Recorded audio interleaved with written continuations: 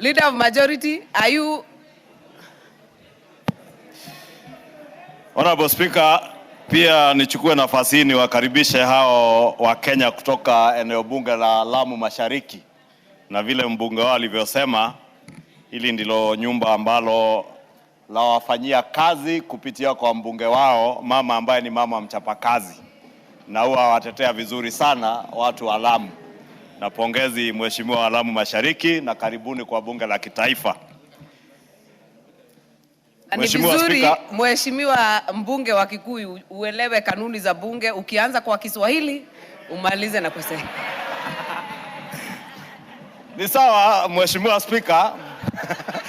Mheshimiwa Spika, ningeomba niwasilishe mbele ya bunge hili ripoti ya kamati ya fedha na mipango ya kiuchumi wa nchi kwa niaba ya mwenyekiti wa kamati hii, ripoti ya sessional paper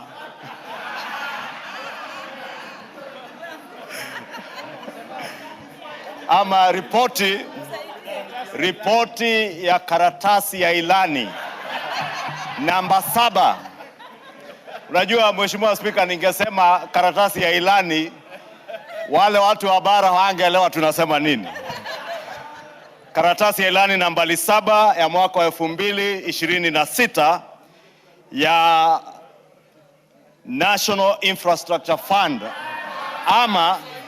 ama kwa lugha ya Kiswahili idara ya miundo msingi ya kitaifa ama mpangilio wa hazina ya mpangilio ya miundo msingi ya kitaifa.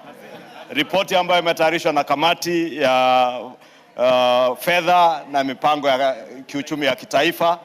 Nilikuwa nawasilisha hiyo kwa niaba ya mwenyekiti ambaye pia ni mbunge wa Molo, ambaye alikuwa amechelewa kidogo hapo nje lakini ameingia, lakini niwasilishe hiyo ripoti kwa niaba yake mheshimiwa Spika. Umepigana kabisa na umejaribu sana, na mbunge wa Molo ameweza kuwasili, na katika kanuni nambari 6 ulikuwa uko na ilani ya kutoa kwenye bunge hili.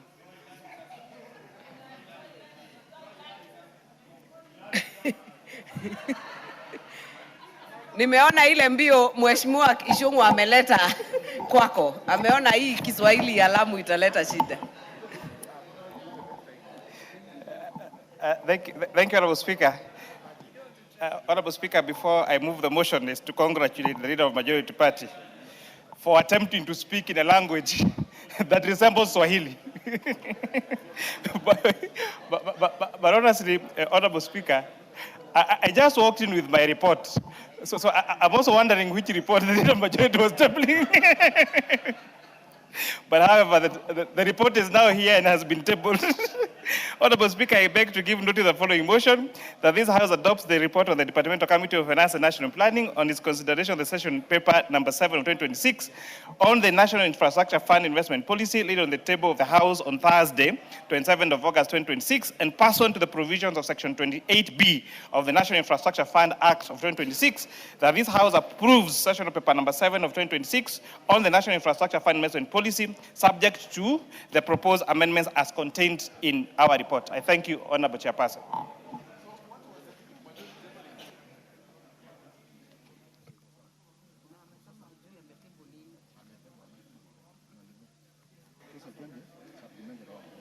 Honorable members, for the convenience of the House, there is a supplementary order paper. We shall, for the convenience of the House, reorder the order paper. We shall prosecute orders number 8, 9, 10, 11, 12, and 13. Then we shall come back to order number 7. Call out the next order.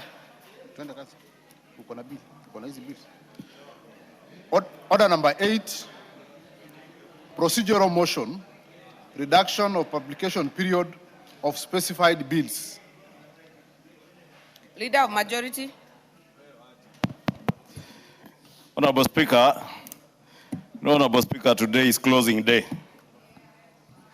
That is why you see there's a lot of excitement even when we converse in Swahili, as we try to match Honorable Rueda's Swahili.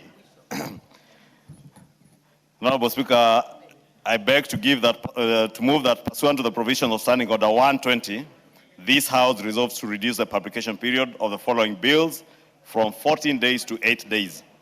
One is the County Government's Retirement Scheme Bill, National Assembly Bill number 57 of 2026, and two is the State Corporations Amendment Bill, National Assembly Bill number 58 of 2026.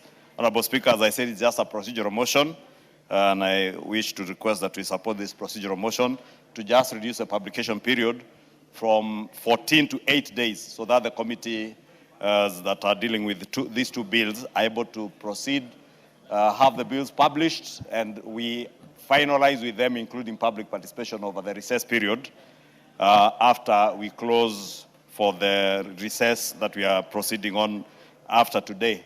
And we can begin second reading of these two bills as soon as we resume at the end of next month. Honorable Speaker, I beg to move, and I want to request the member for Kilifi and my deputy, Honorable Owen Baya, to second. Owen. Honorable Speaker, I do second. Thank you.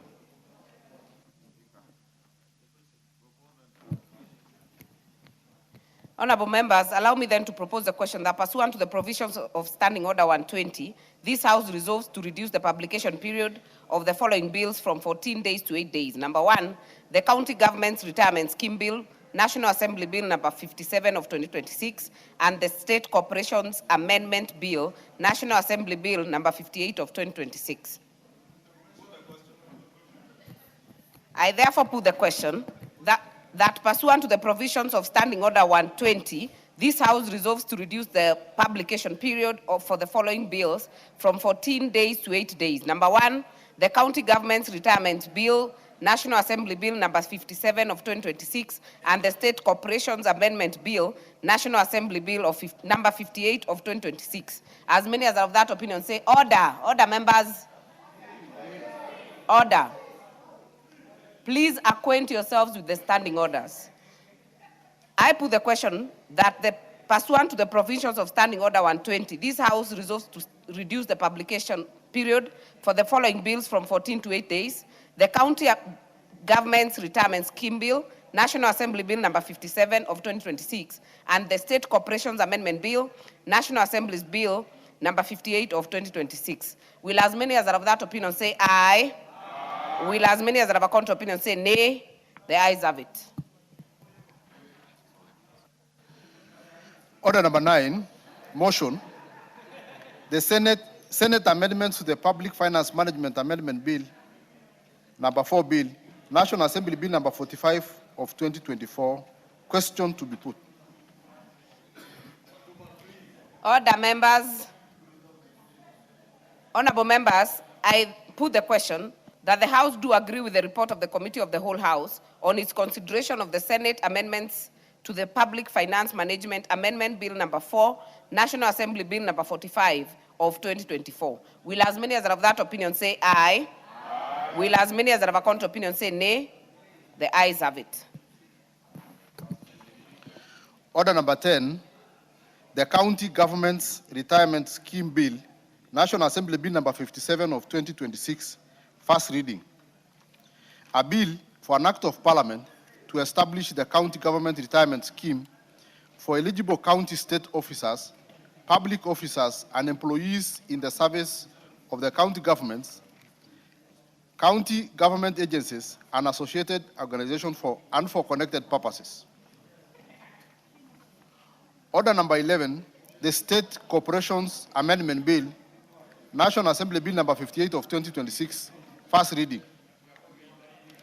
A bill for an act of parliament to amend the State Corporations Act.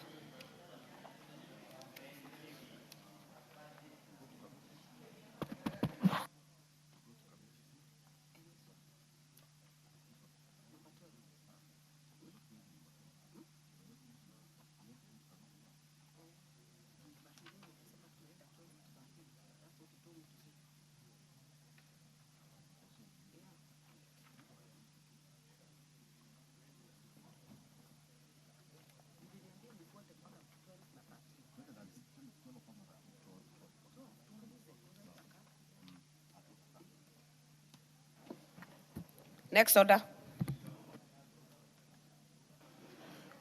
Order number 12, motion. Consideration of session of paper number 7 of 2026 on the National Infrastructure Fund investment policy.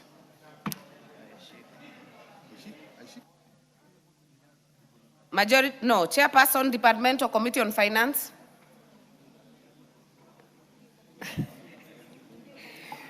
You have a motion under 12. Okay. The session of paper. Move. Thank you, Honorable Speaker. Honorable Speaker, I beg to move that pursuant to Section 28B of the National Infrastructure Fund Act of 2026, that this House approves. Thank you, Leader. Honorable Speaker, I beg to move that this House adopts the report of the Independent Committee on Finance and National Planning on its consideration of the session of paper number 7 of 2026 on the National Infrastructure Fund investment policy, laid on the table of the House on Thursday, the 27th of August 2026, and pursuant to the provisions of Section 28B of the National Infrastructure Fund Act 2026, that this Honorable House approves the session of paper number 7 of 2026 on the National Infrastructure Fund investment policy, subject to the proposed amendments as contained in the schedule of the supplementary order paper.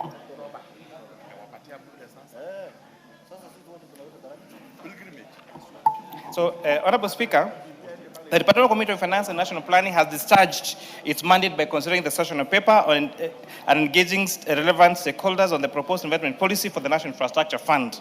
The committee has carefully examined the policy against the provisions of the National Infrastructure Fund Act 2026 and has identified a number of areas that require strengthening to ensure that the fund operates within a clear, transparent, prudent, and accountable investment framework.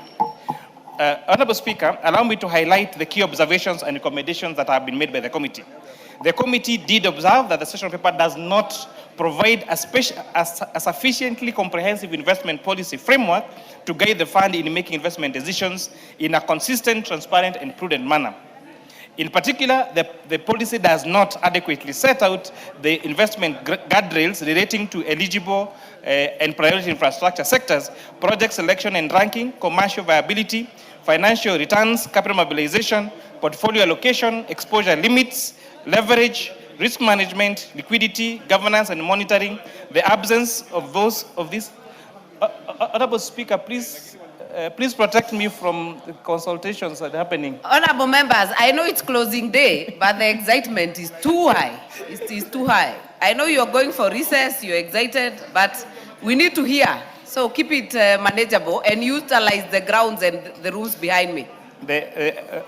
Honorable Speaker, the chair for the Committee of Water seems to be very excited by the Honorable Jamatia. I'm hoping they are discussing how to take water to Baringo and not. Honorable Speaker, liquidity, governance, monitoring, and reporting.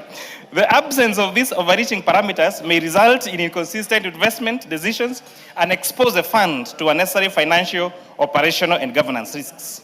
The committee therefore recommends that the session paper be amended to provide for a comprehensive investment policy framework, establishing the principal investment guardrails applicable to the fund and enabling the board to operationalize detailed investment policies in accordance with the fund's mandate and national infrastructure priorities. Honorable Speaker, the committee further observed that the session paper does not adequately provide for validation of the ability and willingness of intended users or consumers to pay for the services to be provided by proposed investment infrastructure projects. A project may have sound technical designs and strong project demand, but may nonetheless fail to generate sustainable revenues if the intended users cannot afford the applicable charges or are unwilling to pay for them. The assessment is therefore important in determining appropriate tariffs, user charges, revenue projections, and ultimately the commercial viability of the projects. The committee therefore recommends that the session paper be amended to require demand validation to include an assessment of the ability to pay, willingness to pay of the willingness to pay of the target consumers or the users of the project. Madam Speaker, the committee also observes that the paper does not provide sufficient clarity on the minimum commercial viability requirements for projects or the treatment of proposals that depart from board-approved financing parameters. The committee noted that requiring projects to demonstrate capacity to support a minimum level of non-recourse project debt would provide an objective measure of bankability, while strategically important projects may, in exceptional circumstances, require restructuring or government support measures to improve their commercial viability. The committee further observed that any departure from approved financing parameters should be properly justified and assessed to ensure that the fund is not exposed to disproportionate financial and commercial risks.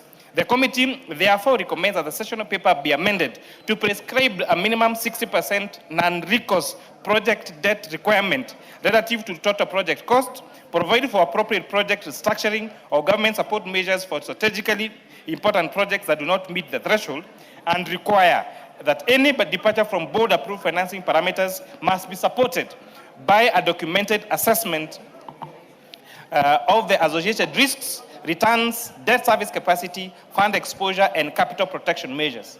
Madam Speaker, the committee further observed that the sessional paper currently appear to treat the prescribed 7% return as applicable benchmark without sufficiently distinguishing between a minimum capital preservation threshold and the fund's target commercial return.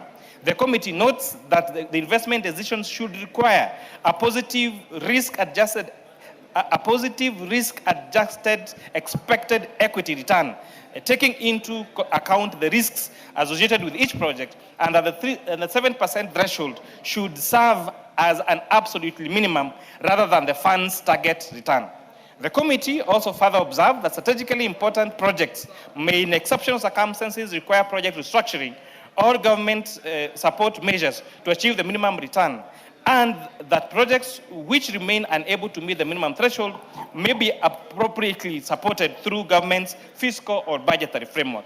The committee, Honorable Speaker, further recommends that the sessional paper be amended to require a positive risk-adjusted expected equity return subject to an absolute minimum expected equity return of 7%, clarify that the 7% threshold is a capital preservation floor and not the fund's target commercial return, and provide for project restructuring or applicable government support measures for strategically important projects which remain below the threshold and may consider appropriate government fiscal or budgetary framework. Madam Speaker, the committee further observed that the sessional paper places considerable emphasis on financial, commercial, and regulatory considerations that does not adequately provide for a structured assessment of the technical readiness of proposed infrastructure projects. A project may be financially viable, but still face significant implementation challenges if its design, technology, site readiness, procurement arrangements, or other technical requirements are not sufficiently developed.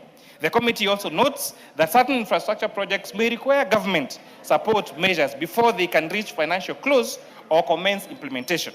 The committee also recommends that the sessional paper be amended to provide that technical readiness shall be assessed against a technical readiness framework developed by the board, and that the assessment shall also establish whether the project requires government support measures.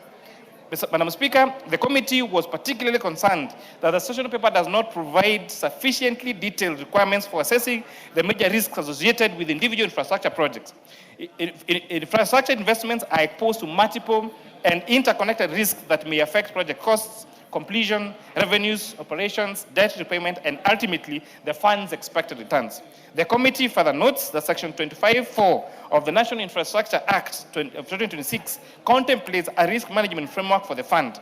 The committee was therefore of the view that to the extent that risk management forms part of the investment criteria and guardrails of the investment policy, it should be expressly incorporated into the sessional paper.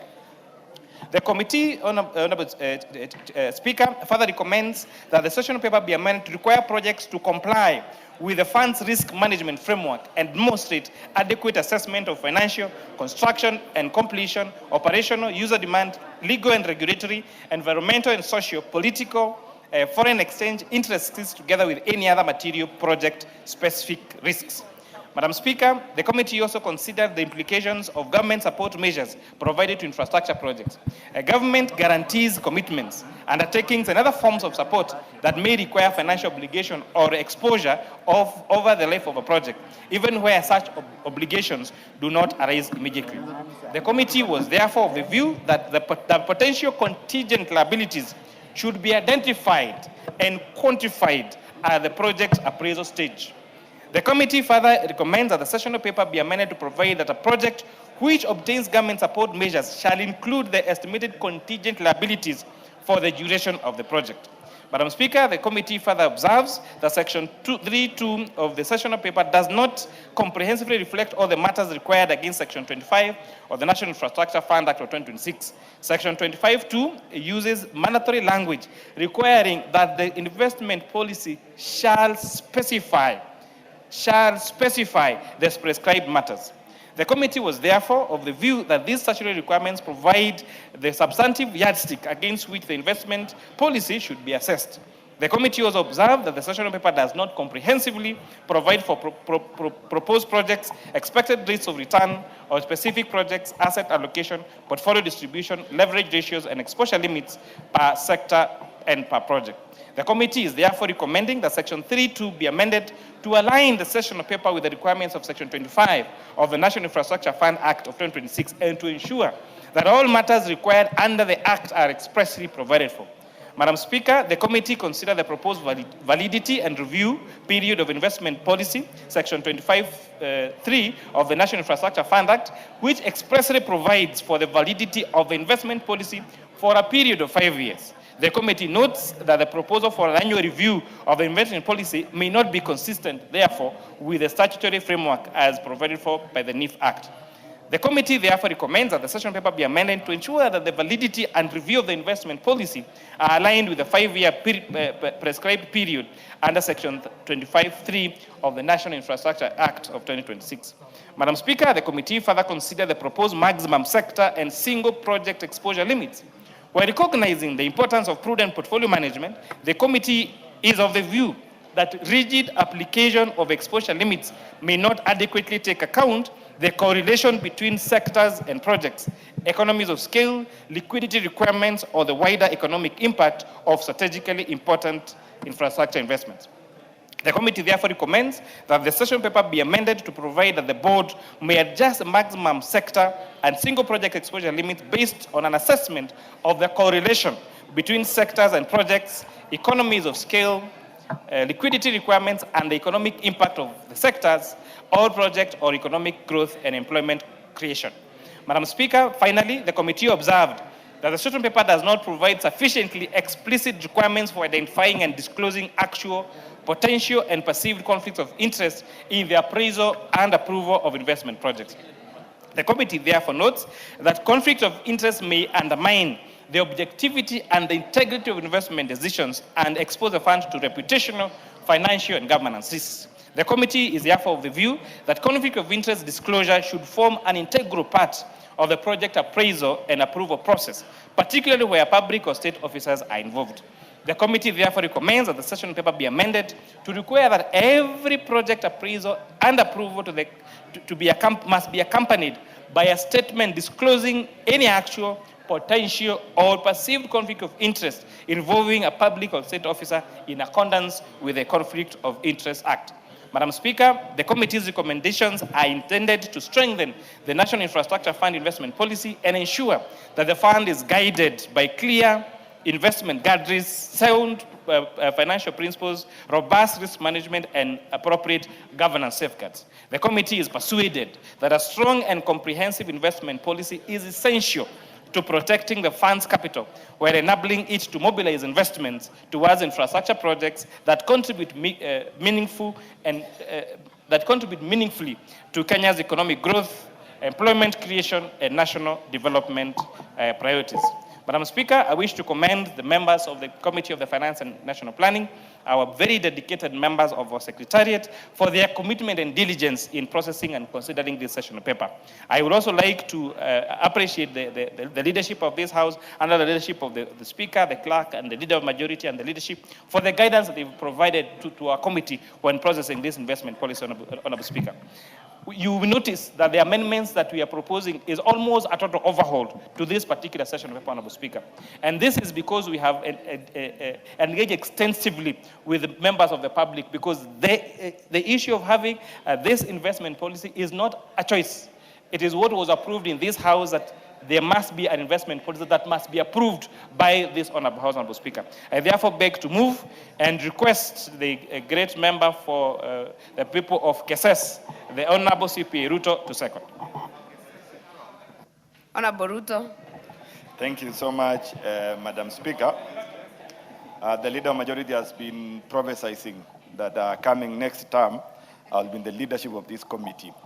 Madam Speaker, I rise to second this motion on the sessional paper number 7 of 2026 on the establishment of National Infrastructure Fund policy. Madam Speaker, all of us understand that this Honorable House just recently, we approved the bill that has culminated into an act of parliament on the National Infrastructure Fund that has already commenced the work of operationalization. Madam Speaker, this policy, as read out by the chair from the committee point of view, is a very essential document. It's a document that will give guidelines on the operationalization of this national infrastructure, culminating from project identification, implementation, and even a review thereafter. With the challenges that has come with it, with the shortcomings that the proposers or the drafters of this particular policy are overlooked, but this committee and public engagement through stakeholder engagement were able to pick out on critical issues that this House have to be attentive to it and they have to be alert to it so that we don't just approve a paper that is going to open up space for misuse of this particular fund. However, it is the right thing that has come at the right time so that we're able to guide on how projects have to be identified, how projects have to be picked, so that it can be able to meet the minimum requirement of the viability in terms of the commercial nature, the commerciality in nature. We know all this with the objective that it seeks out to accelerate and fast-track delivery of critical projects that are of life-transforming projects of impact in nature.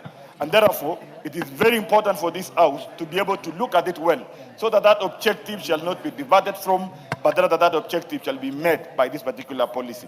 And I want to encourage that as we look at this particular policy, let us discuss and let us ensure that at that moment of amendment, let us tighten the guardrails so that this cannot be abused. Remembering that it is an open check that has been created and has been specified that the resources which are being earmarked for this particular fund will be utilized for specific projects that are of impact in nature and that are of commercial in nature, so that we're able to attain sustainability.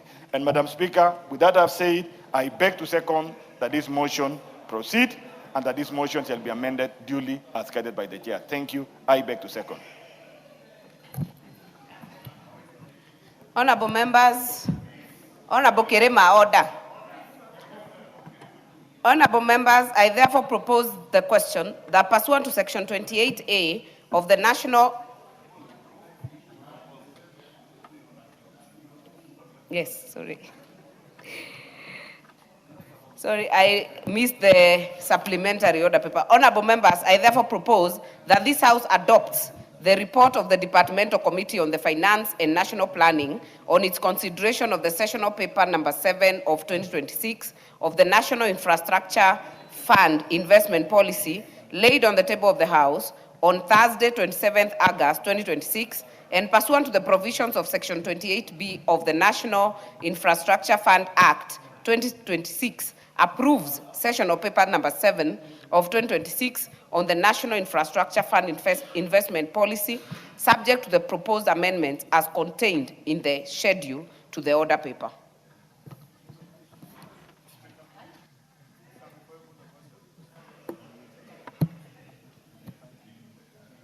Honorable members, yes, I will give you Majority Leader, but I want to give the member of Olkalau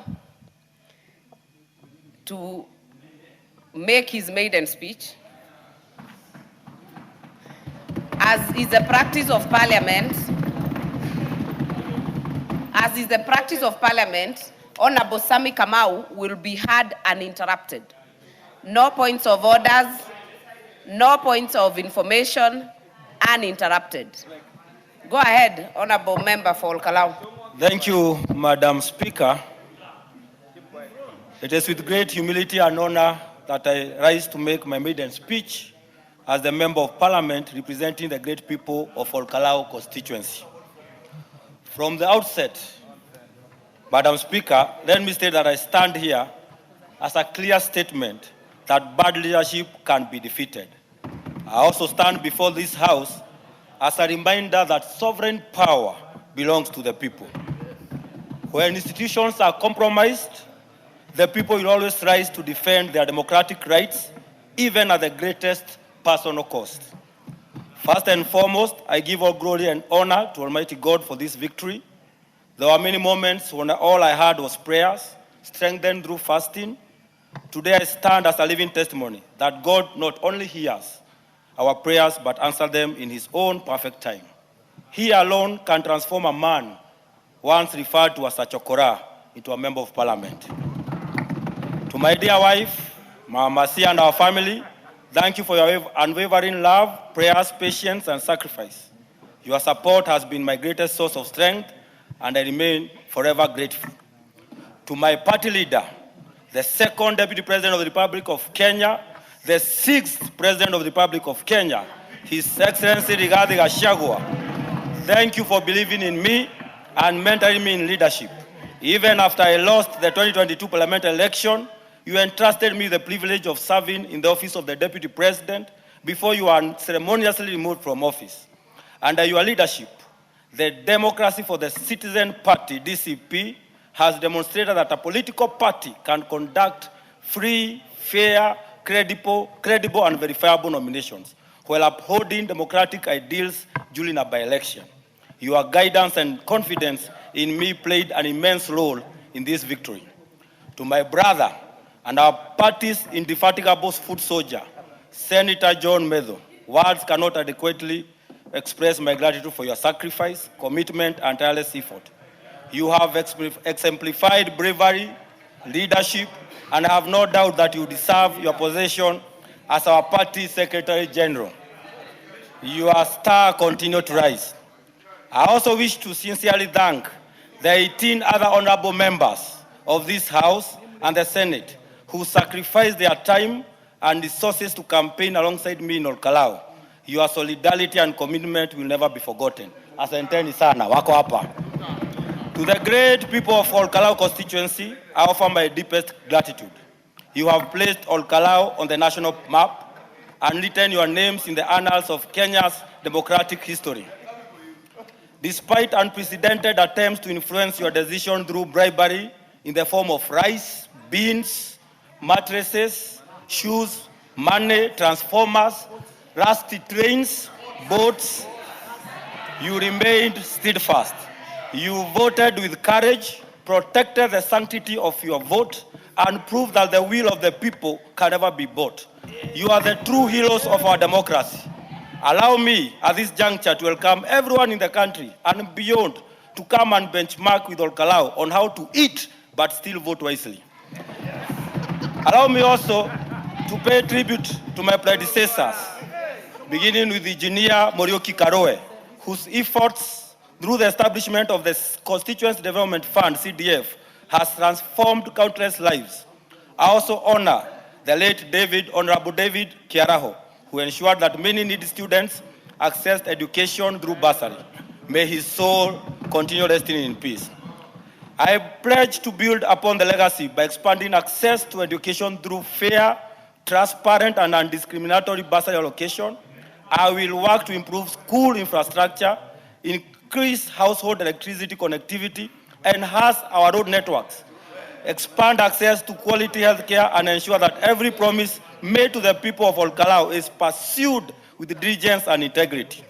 Madam Speaker, I joined the 13th Parliament at an extraordinary moment in our nation's history.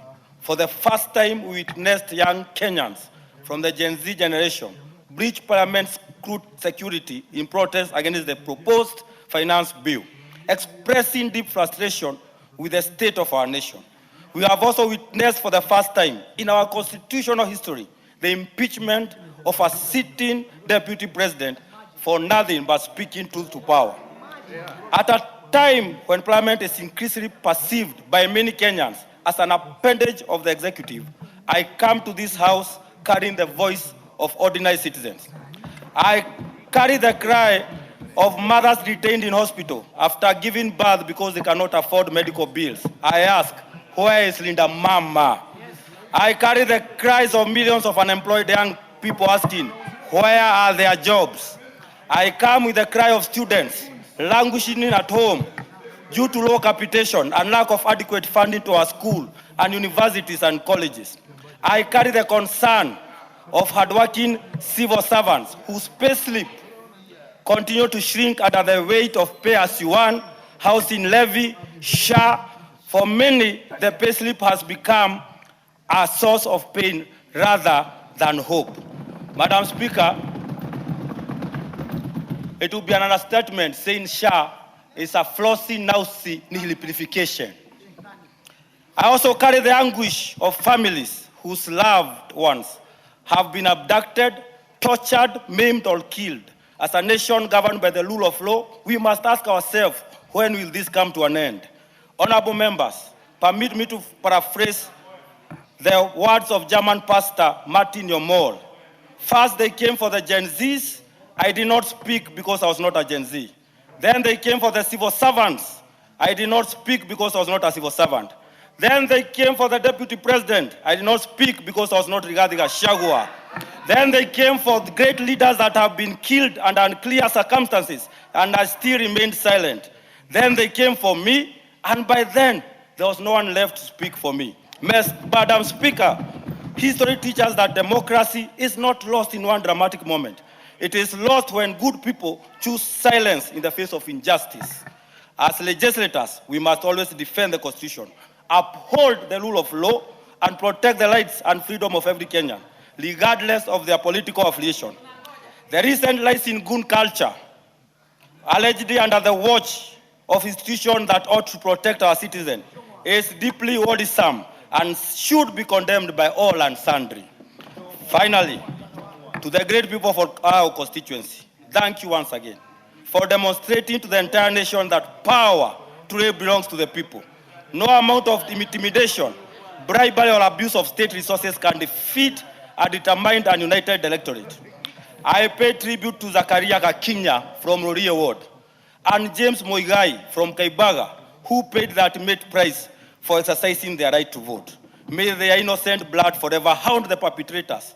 Let me equally extend the same to SCORE, who are beaten and maimed by a rogue regime that could not withstand humiliation in Olkalau constituency. We honor you. As I conclude, I'm reminded of the words written to King Belshazzar in the book of Daniel. When they were merrymaking, when they were eating and dancing, when they were enjoying, a lighting came on the wall. These words reached to all entrusted with power. Mene, mene tekel upasin. You have been weighed on the scale and found wanting. Your days are numbered. May God bless Olkalau constituency. May God bless Kenya, and may God bless all of us. Thank you, Madam Speaker.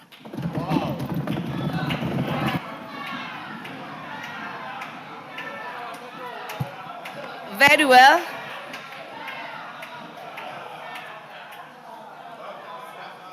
Very well. We are back to order number 12. Majority Leader.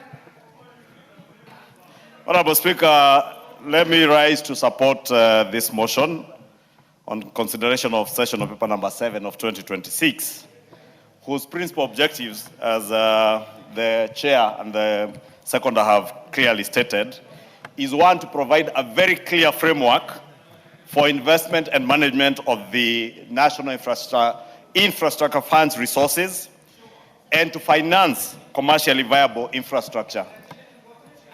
Honorable Speaker, if you can protect me from the Honorable Ngogoyo. You know, Honorable Speaker, I know Ngogoyo wants to hear me saying something about my friend Ngodo, the Member of Parliament for Olkalau.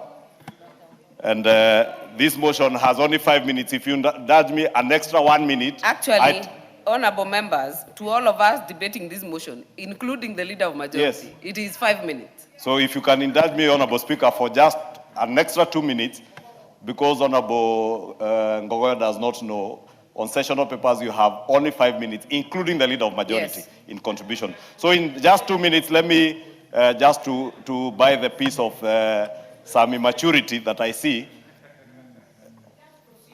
congratulates the honorable member for Olkalao Ngodho Kamau, a young man that I knew way back in 2021 when we worked together and campaigned, and he lost the Olkalao seat.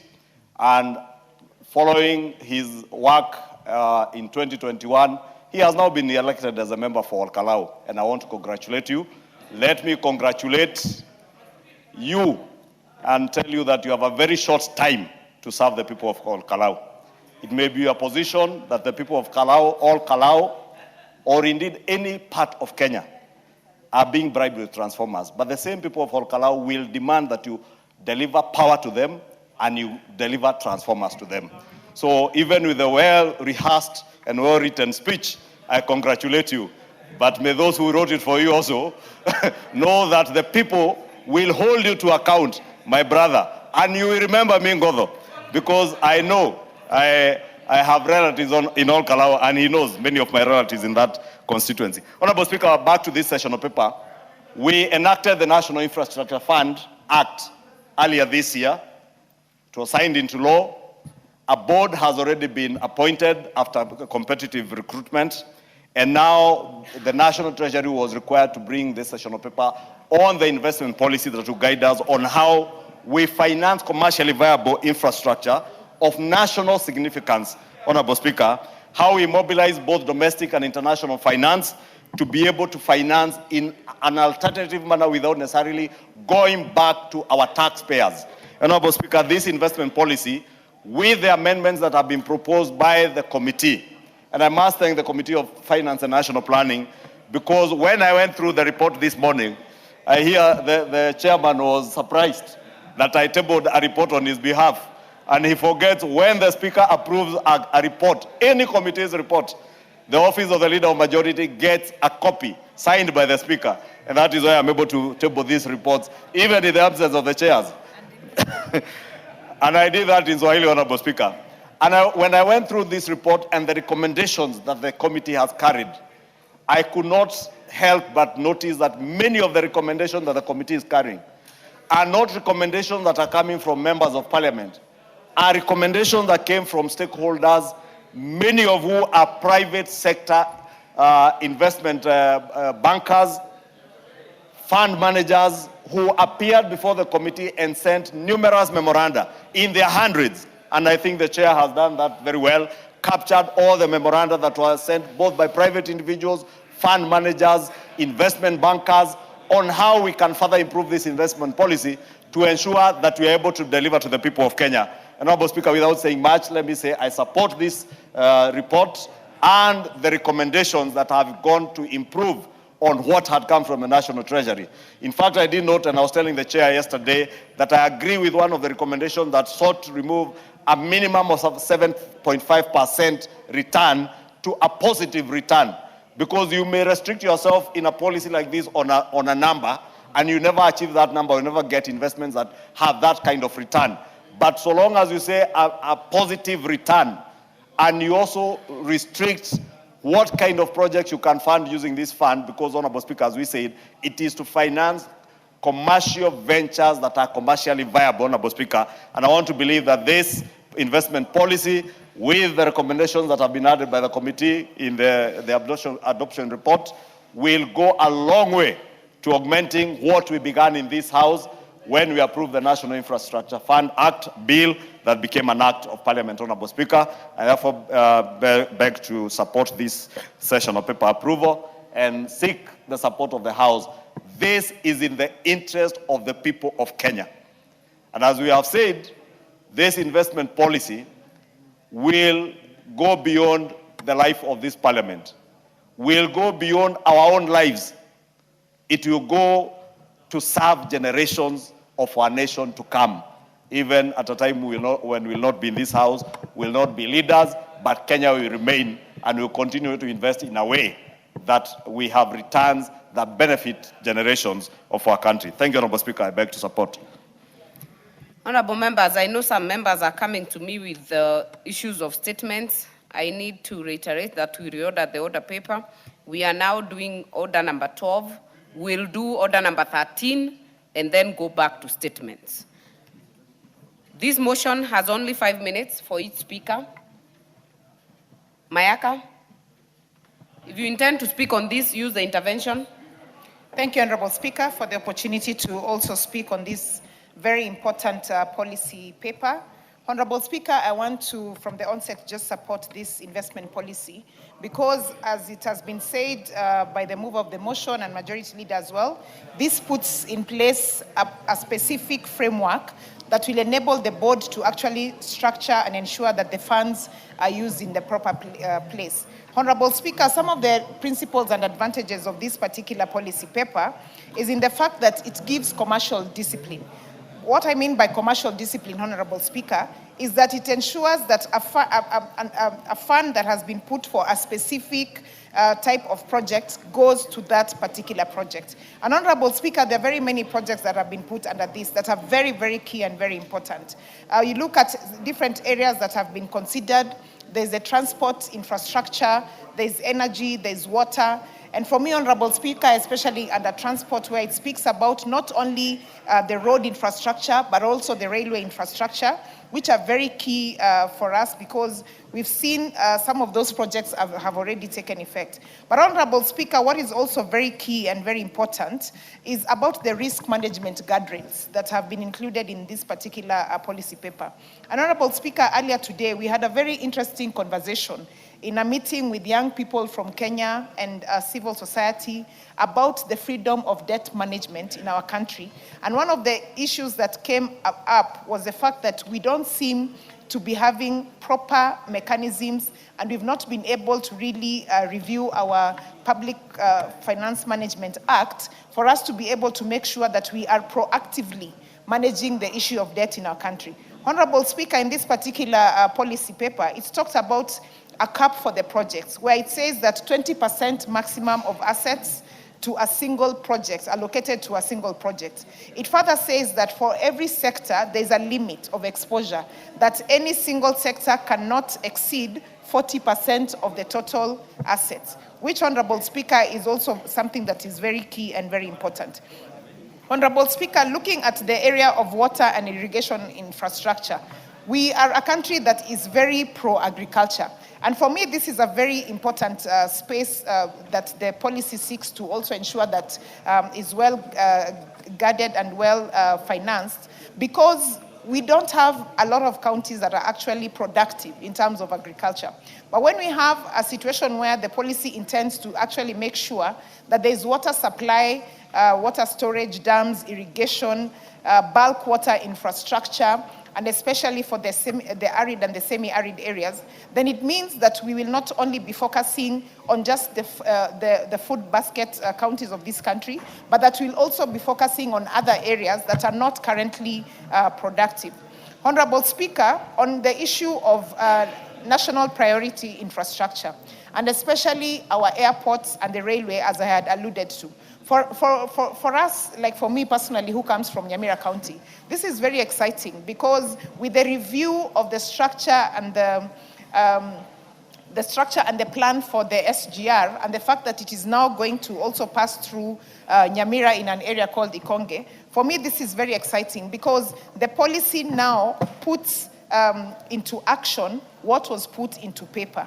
And it ensures that the National Infrastructure Fund is actually being realistic, and that it is actually being put into proper use that will assist this country of ours. Because, Honorable Speaker, as it has been said, this is one of those things that you call a perpetual policy document that we do have. A document that ensures that we, as a country, we are outliving the things that we are doing currently to make sure that future generations are also benefiting from this. Therefore, Honorable Speaker, with those few remarks, I beg to support and I submit. I thank you. Very well. Honorable Elachi. Thank you, Madam Speaker. Madam Speaker, I also rise to support and to say that, Madam Speaker, this is one policy that will help us, first of all, to shift from the challenges we've always faced, as my colleagues have said, of debt. but also now to go and look at a lead investment strategy that will help us to move. Madam Speaker, when you look at the priorities, I think one of the things we must appreciate is that this is one policy that will now protect Kenyans from their interests and be able, Kenyans will be able also to just follow through and to question. Because now we have priority investments. We have projects that you can look at. You can say we will have an airport. You can say, Madam Speaker, we shall have a port. We will have electricity. We'll have water. But more importantly, when you say that, you realize you are able to say where you are picking the resources, how you are going to use those resources. And Kenyans are able also to look at that. Madam Speaker, Kenyans therefore are able to pursue even investment that promotes employment, Madam Speaker, local manufacturing, technology, and many other things that the opportunities of SMEs, agriculture.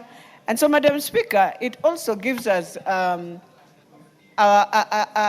strength within Parliament to oversight, that you are able to oversight better when you have such a policy that opens up. The more important thing we must ask ourselves, Madam Speaker, even as we bring in the investment and what Kenyans will be asking us as Parliament is that as we look at doing all these big infrastructures, how are we then going to be able, Madam Speaker, to pay the debts that we've had before? Because I know this is now a new way of doing things, which also we should be asking counties on how they can tap on this, Madam Speaker. You realize some of the functions that we have, we need, again, also counties to come in.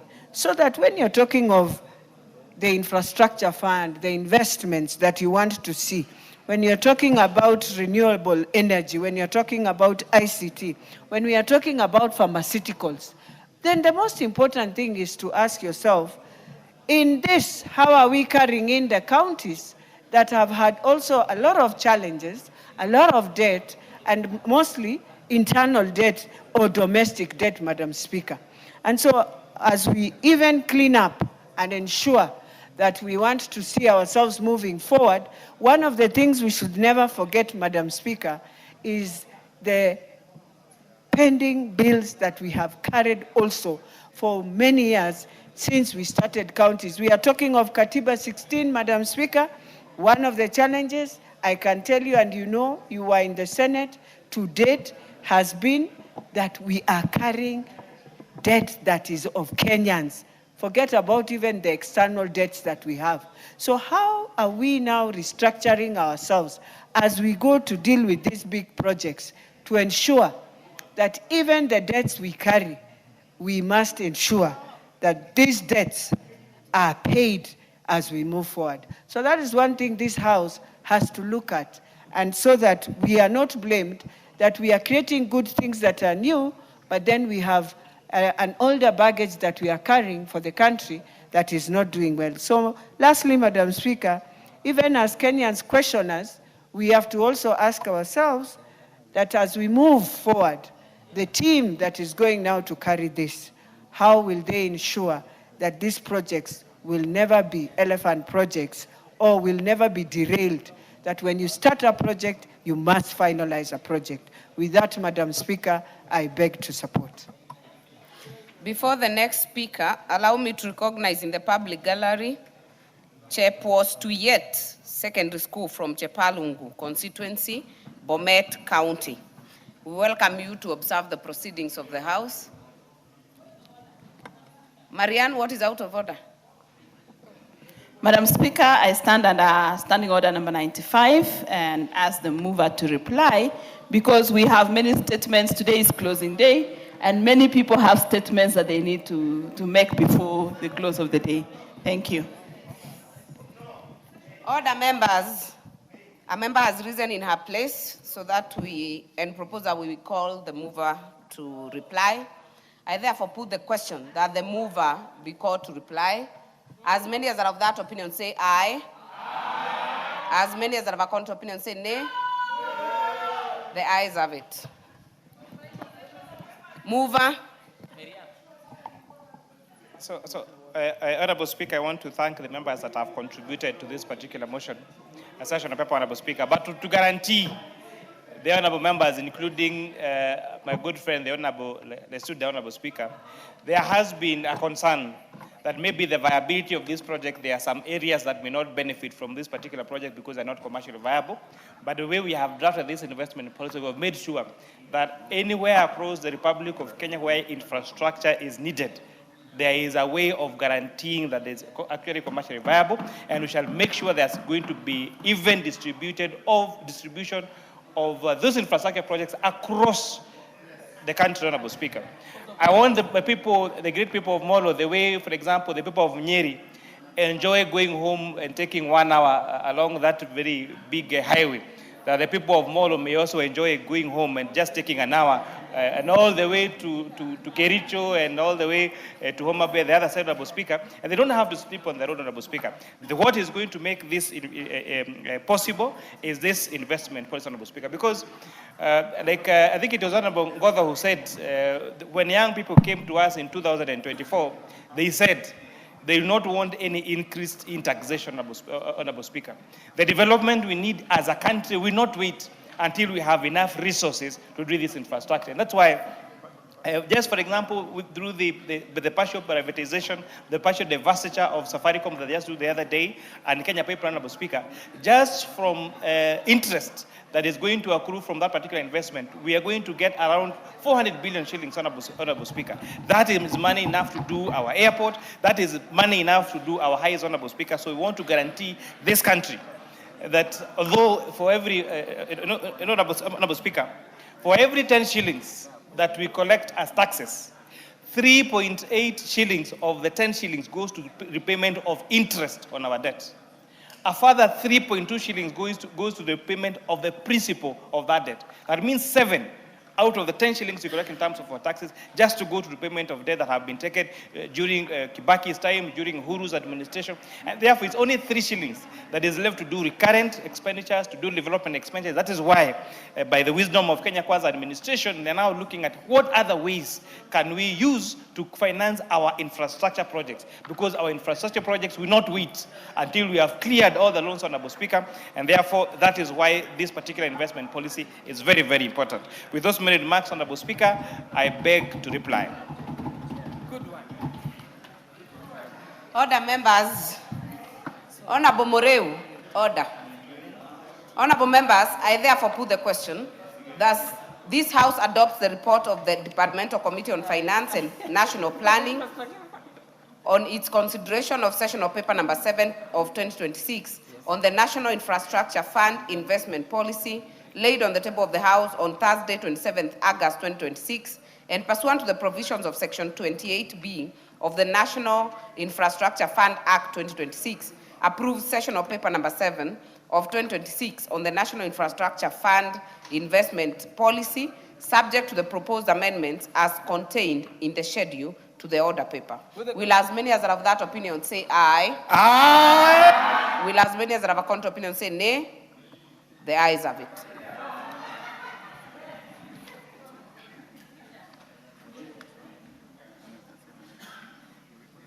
Next order.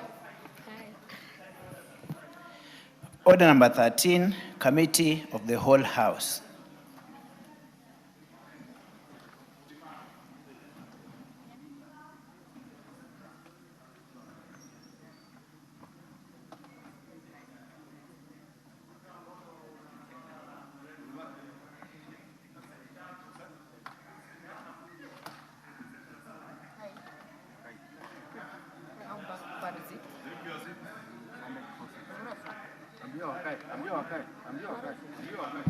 Order, members.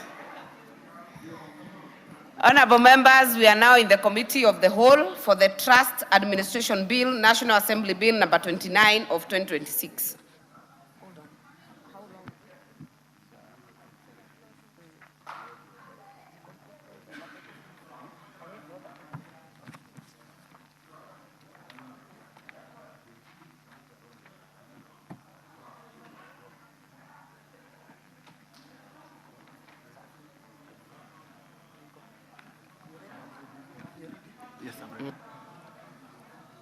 Clause 3. I propose the question that clause 3 be part of the bill. There is a proposed amendment. Chairperson, Honorable Murugara, Chairperson, Justice and Legal Affairs. Prosecute the amendment. Thank you. Thank you very much, Honorable Chair. I beg to move that clause 3 of the bill be amended as shown on the order paper. And what essentially we are doing is to try and break down what the clause on the bill is into a new clause, and purely to expand the scope of application of the Act. Very well. I therefore propose the question that clause 3 be amended as proposed by the chair. I now put the question that clause 3 be amended as proposed by the chair. Will as many as are of that opinion say aye? Will as many as are of a contrary opinion say nay? The ayes have it. I now put the question that clause 3 is amended be part of the bill. Will as many as are of that opinion say aye? Will as many as are of a contrary opinion say nay? The ayes have it. Clause 4. I propose the question that clause 4 be part of the bill. Mover. Thank you. Thank you, Honorable Chairperson. I beg to move that clause 4 be amended as shown on the order paper. What we are doing again is to tidy it up so that we make a provision to clarify and avoid ambiguity regarding how a trust is to be created. I beg to move. Very well. I now propose the question that clause 4 be amended as proposed by the chair. I now put the question that the clause 4 be amended as proposed by the chair. Will as many as are of that opinion say aye? Will as many as are of a contrary opinion say nay? The ayes have it. I now put the question that clause 4 is amended be part of the bill. Will as many as are of that opinion say aye? Will as many as are of a contrary opinion say nay?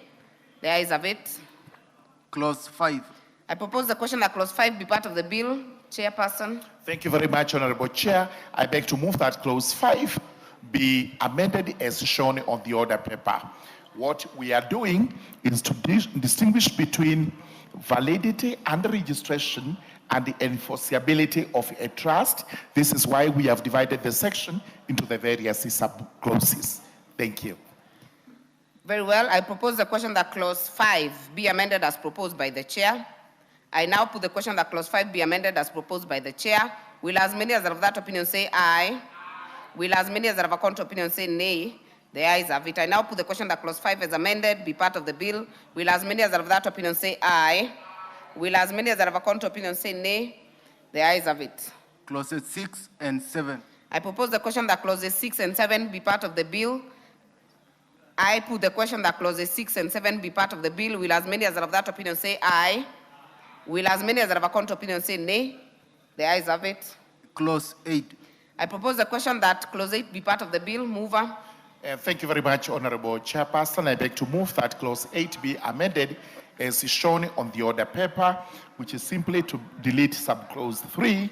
And the rationale for doing this is that we have to enable charitable trusts to be self-reliant and generate income which is ordinarily applied exclusively towards the objects of the charitable trust.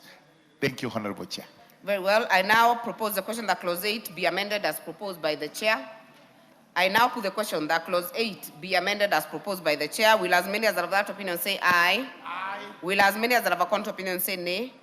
The ayes have it. I now put the question that clause 8 as amended be part of the bill. Will as many as are of that opinion say aye?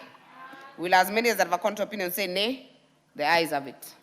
Clauses 9, 10, 11, and 12. I propose the question that clauses 9, 10, 11, and 12 be part of the bill. I now put the question that clauses 9, 10, 11, and 12 be part of the bill. Will as many as are of that opinion say aye? Will as many as are of a contrary opinion say nay? The ayes have it. Clause 13. I propose the question that clause 13 be part of the bill. Mover. Thank you very much, Honorable Chair. I beg to move that clause 13 be amended as shown on the order paper.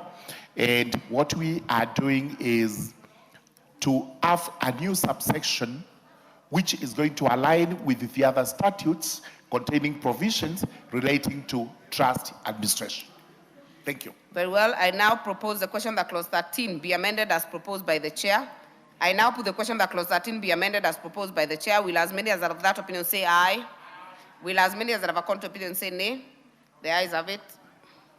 Clauses 14, 15, 16, 17, 18, 19, 20, and 21. I propose the question that clauses 14, 15, 16, 17, 18, 19, 20, and 21 be part of the bill. I now put the question that clauses 14, 15, 16, 17, 18, 19, 20, and 21 be part of the bill. Will as many as are of that opinion say aye? Will as many as are of a contrary opinion say nay? The ayes have it. Clause 22.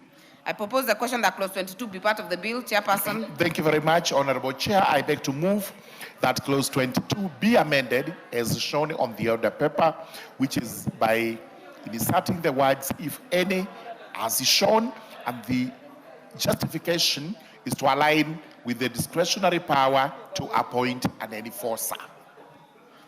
I propose the question that clause 22 be amended as proposed by the chair. I now put the question that clause 22 be amended as proposed by the chair. Will as many as are of that opinion say aye?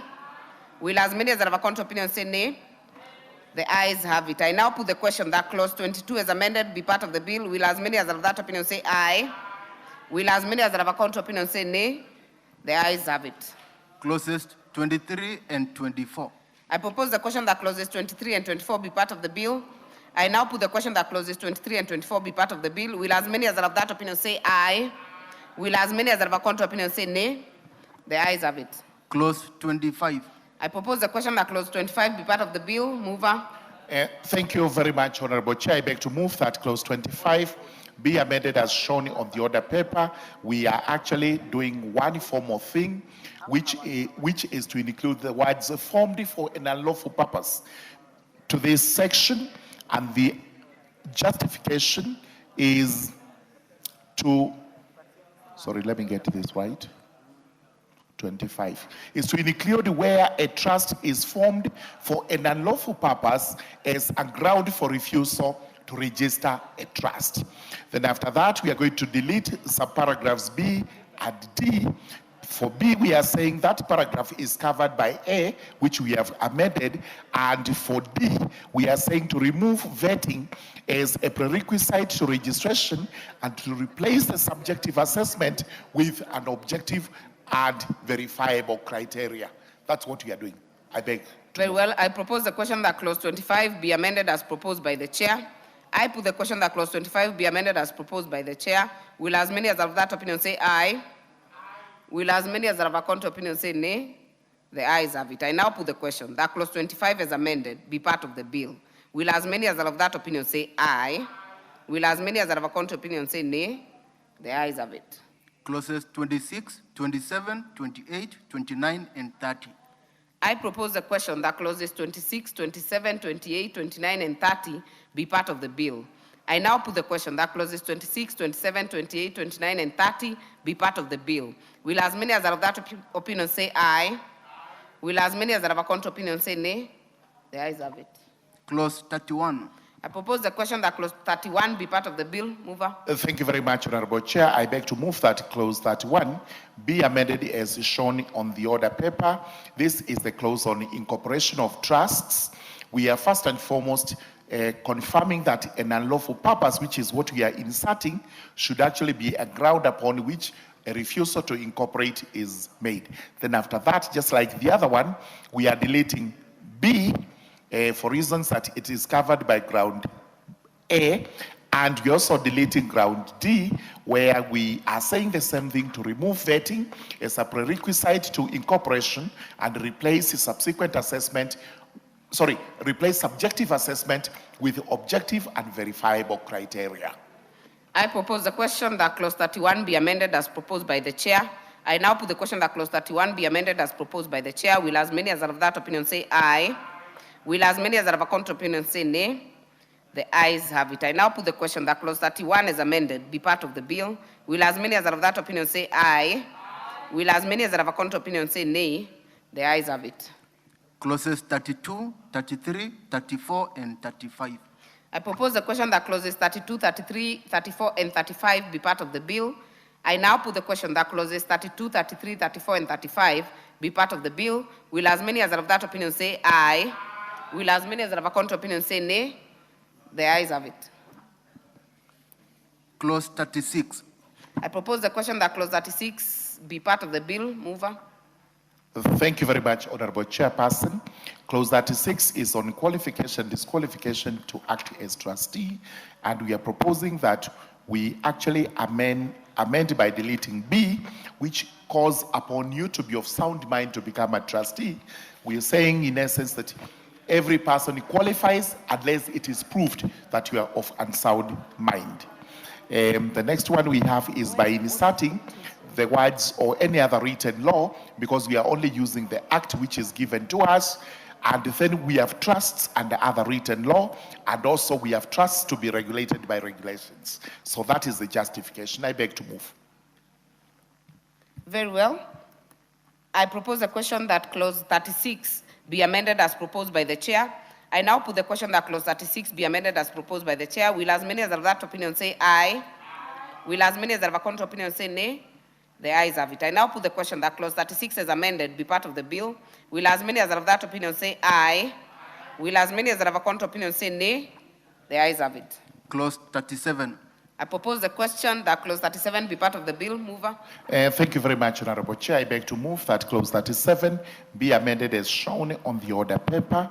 And what we are doing is that while the clause deals with the appointment of trustees, we have to make it subject to this act, which is what we are going to make here, and also any other written law. So the justification to insert those words is that we have to use this act, and we have also to have any other written law.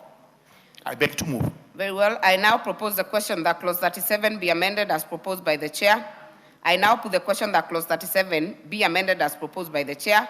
Will as many as are of that opinion say aye? Will as many as are of a contrary opinion say nay? The ayes have it. I put the question that clause 37 as amended be part of the bill. Will as many as are of that opinion say aye? Will as many as are of a contrary opinion say nay? The ayes have it. Clause 38. I propose the question that clause 38 be part of the bill. Mover. Thank you very much, Honorable Chair. I beg to move that clause 38 be amended as shown on the order paper. Clause 38 is on powers of appointing substitute or additional trustees. And what we are saying here, in essence, is that we have to make that subject to any other written law, just as we have done above, subject to this act, any other written law, or any trustee deed. Thank you. I beg to move. Very well. I therefore propose the question that clause 38 be amended as proposed by the chair. I now put the question that clause 38 be amended as proposed by the chair. Will as many as have that opinion say aye? Will as many as have a contrary opinion say nay? The ayes have it. Clause 39. I propose the question that clause 39 be part of the bill. Mover. I beg to move that clause 39 be amended as shown on the order paper. This is on the resignation of a trustee, and we are saying that where this happens, it has to be subject to the public trustee, because this is where an appointment of another trustee has to be done, to subject the appointment of the public trustee to enact as a trustee with the provisions of the Public Trustee Act. Purely, those are the reasons. Very well. I therefore propose the question that clause 39 be amended as proposed by the chair. I put the question that clause 39 be amended as proposed by the chair. Will as many as are of that opinion say aye? Will as many as are of a contrary opinion say nay? The ayes have it. I now put the question that clause 39 is amended be part of the bill. Will as many as are of that opinion say aye? Will as many as are of a contrary opinion say nay? The ayes have it. Clause 40.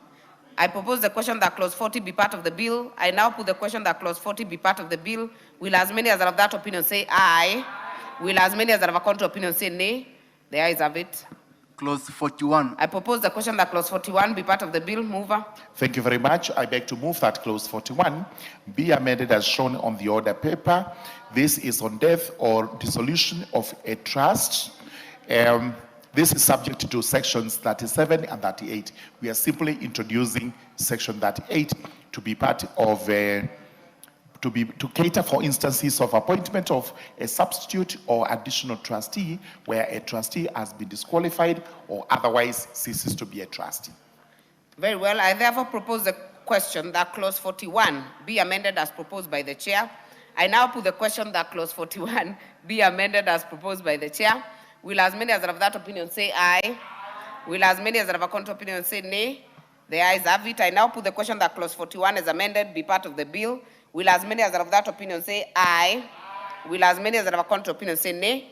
The ayes have it. Clauses 42, 43, 44, and 45. I propose the question that clauses 42, 43, 44, and 45 be part of the bill. I now put the question that clauses 42, 43, 44, and 45 be part of the bill. Will as many as are of that opinion say aye? Will as many as are of a contrary opinion say nay? The ayes have it. Clause 46. I propose the question that clause 46 be part of the bill. Mover. Thank you very much, Honorable Chair. I beg to move that clause 46 be amended as shown on the order paper. We are actually making these trustees who are in default to be liable, and we are saying this is to protect innocent trustees from liability arising out of the acts and omissions of a trustee in default. I beg to... Very well. I propose the question that clause 46 be amended as proposed by the chair. I now put the question that clause 46 be amended as proposed by the chair. Will as many as are of that opinion say aye? Will as many as are of a contrary opinion say nay? The ayes have it. I now put the question that clause 46 as amended be part of the bill. Will as many as are of that opinion say aye? Will as many as are of a contrary opinion say nay? The ayes have it. Clause 47. I propose the question that clause 47 be part of the bill. I put the question that clause 47 be part of the bill. Will as many as are of that opinion say aye? Will as many as are of a contrary opinion say nay? The ayes have it. Clause 48. I propose the question that clause 48 be part of the bill. Mover. Thank you very much. I beg to move that clause 48 be amended as shown on the order paper. There are two proposed amendments, and the rationale is we make a provision provided that a trustee shall obtain any approval required under any other written law prior to lodging an amendment. And the rationale for this is to require a trustee to obtain any relevant consent or approval and under any other written law before lodging an amendment to the trust deed or list of assets with the registrar. I beg to move. Very well. I therefore propose the question that clause 48 be amended as proposed by the chair. I now put the question that clause 48 be amended as proposed by the chair. Will as many as are of that opinion say aye? Will as many as are of a contrary opinion say nay? The ayes have it. I now put the question that clause 48 as amended be part of the bill. Will as many as are of that opinion say aye? Will as many as are of a contrary opinion say nay? The ayes have it. Clauses 49 and 50. I propose the question that clauses 49 and 50 be part of the bill. I now put the question that clauses 49 and 50 be part of the bill. Will as many as are of that opinion say aye? Will as many as are of a contrary opinion say nay? The ayes have it. Clause 51. I propose the question that clause 51 be part of the bill. Mover. Thank you very much, Honorable Chair. I beg to move that clause 51 be amended as shown on the order paper. This is power to manage and control trust property. It's a brief section, the way it is, a brief clause, but we've broken it down into various sub-provisions so as to allow a trustee to act in the best interest of the beneficiary and allowing them to power to invest, which is a practical extension of the trustee's overarching duty of care. The duty of care bestowed upon them. We have put all this in that long proposed amendment. Thank you. I beg to move. Very well. I propose the question that clause 51 be amended as proposed by the chair. I now put the question that clause 51 be amended as proposed by the chair. Will as many as are of that opinion say aye? Will as many as are of a contrary opinion say nay? The ayes have it. I now put the question that clause 51 as amended be part of the bill. Will as many as are of that opinion say aye? Will as many as are of a contrary opinion say nay? The ayes have it. Clauses 52 and 53. I propose the question that clauses 52 and 53 be part of the bill. I now put the question that clauses 52 and 53 be part of the bill. Will as many as are of that opinion say aye? Will as many as are of a contrary opinion say nay? The ayes have it. Clause 54. I propose the question that clause 54 be part of the bill. Mover. Thank you very much, Honorable Chair. I beg to move that clause 54 be amended as shown on the order paper. Clause 54 deals with the power of sale and release of property. And what we have done is, instead of giving the trustees a blanket power, we have subjected it to this act and any other written law. So the opening words will be subject to this act or any other written law, then where a trustee is authorized. I beg to move. Very well. I therefore propose the question that clause 54 be amended as proposed by the chair. I now put the question that clause 54 be amended as proposed by the chair. Will as many as are of that opinion say aye? Will as many as are of a contrary opinion say nay? The ayes have it. I now put the question that clause 54 is amended be part of the bill. Will as many as are of that opinion say aye? Will as many as are of a contrary opinion say nay? The ayes have it. Clauses 55, 56, and 57. I propose the question that clauses 55, 56, and 57 be part of the bill. I now put the question that clauses 55, 56, and 57 be part of the bill. Will as many as are of that opinion say aye? Will as many as are of a contrary opinion say nay? The ayes have it. Clause 58. I propose the question that clause 58 be part of the bill. Thank you very much. Yeah, thank you very much, Honorable Chair. I beg to move that clause 58 be amended as shown on the order paper, and the rationale is to align how to exercise the power of attorney once it is given in a trust. I beg to move. Very well. I propose the question that clause 58 be amended as proposed by the chair. I now put the question that clause 58 be amended as proposed by the chair. Will as many as are of that opinion say aye? Will as many as are of a contrary opinion say nay? The ayes have it. I now put the question that clause 58 is amended be part of the bill. Will as many as are of that opinion say aye? Will as many as are of a contrary opinion say nay? The ayes have it. Clause 59. I propose the question that clause 59 be part of the bill. I now put the question that clause 59 be part of the bill. Will as many as are of that opinion say aye? Will as many as are of a contrary opinion say nay? The ayes have it. Clause 60. I propose the question that clause 60 be part of the bill. Mover. Thank you very much, Honorable Chair. I beg to move that clause 60 be amended as shown on the order paper, and this is by way of introducing an enforcer to be part of the persons to whom remuneration and expenses would be obtained. Thank you very much. Very well. I therefore propose the question that clause 60 be amended as proposed by the chair. I now put the question that clause 60 be amended as proposed by the chair. Will as many as are of that opinion say aye? Will as many as are of a contrary opinion say nay? The ayes have it. I now put the question that clause 60 is amended be part of the bill. Will as many as are of that opinion say aye? Will as many as are of a contrary opinion say nay? The ayes have it. Clause 61. I propose the question that clause 61 be part of the bill. Mover. Thank you very much, Honorable Chair. I beg to move that clause 61 be amended as shown on the order paper entirely, and this is to introduce some payments to provide for an efficient deterrent mechanism against breach of trust. That's why the fines have gone up slightly more. I beg to move. I propose the question that clause 61 be amended as proposed by the chair. I now put the question that clause 61 be amended as proposed by the chair. Will as many as are of that opinion say aye? Will as many as are of a contrary opinion say nay? The ayes have it. I now put the question that clause 61 is amended be part of the bill. Will as many as are of that opinion say aye? Will as many as are of a contrary opinion say nay? The ayes have it. Clause 62. I propose the question that clause 62 be part of the bill. I now put the question that clause 62 be part of the bill. Will as many as are of that opinion say aye? Will as many as are of a contrary opinion say nay? The ayes have it. Clause 63. I propose the question that clause 63 be amended. I propose the question that clause 63 be part of the bill. Mover. Thank you very much, Honorable Chair. I beg to move that clause 63 be amended as shown on the order paper, purely to introduce the certificate of registration and incorporation, so that these are the documents to be kept in the register of the trust. Thank you very much. Very well. I therefore propose the question that clause 63 be amended as proposed by the chair. I now put the question that clause 63 be amended as proposed by the chair. Will as many as are of that opinion say aye? Aye. Will as many as are of a contrary opinion say nay? The ayes have it. I now put the question that clause 63 is amended be part of the bill.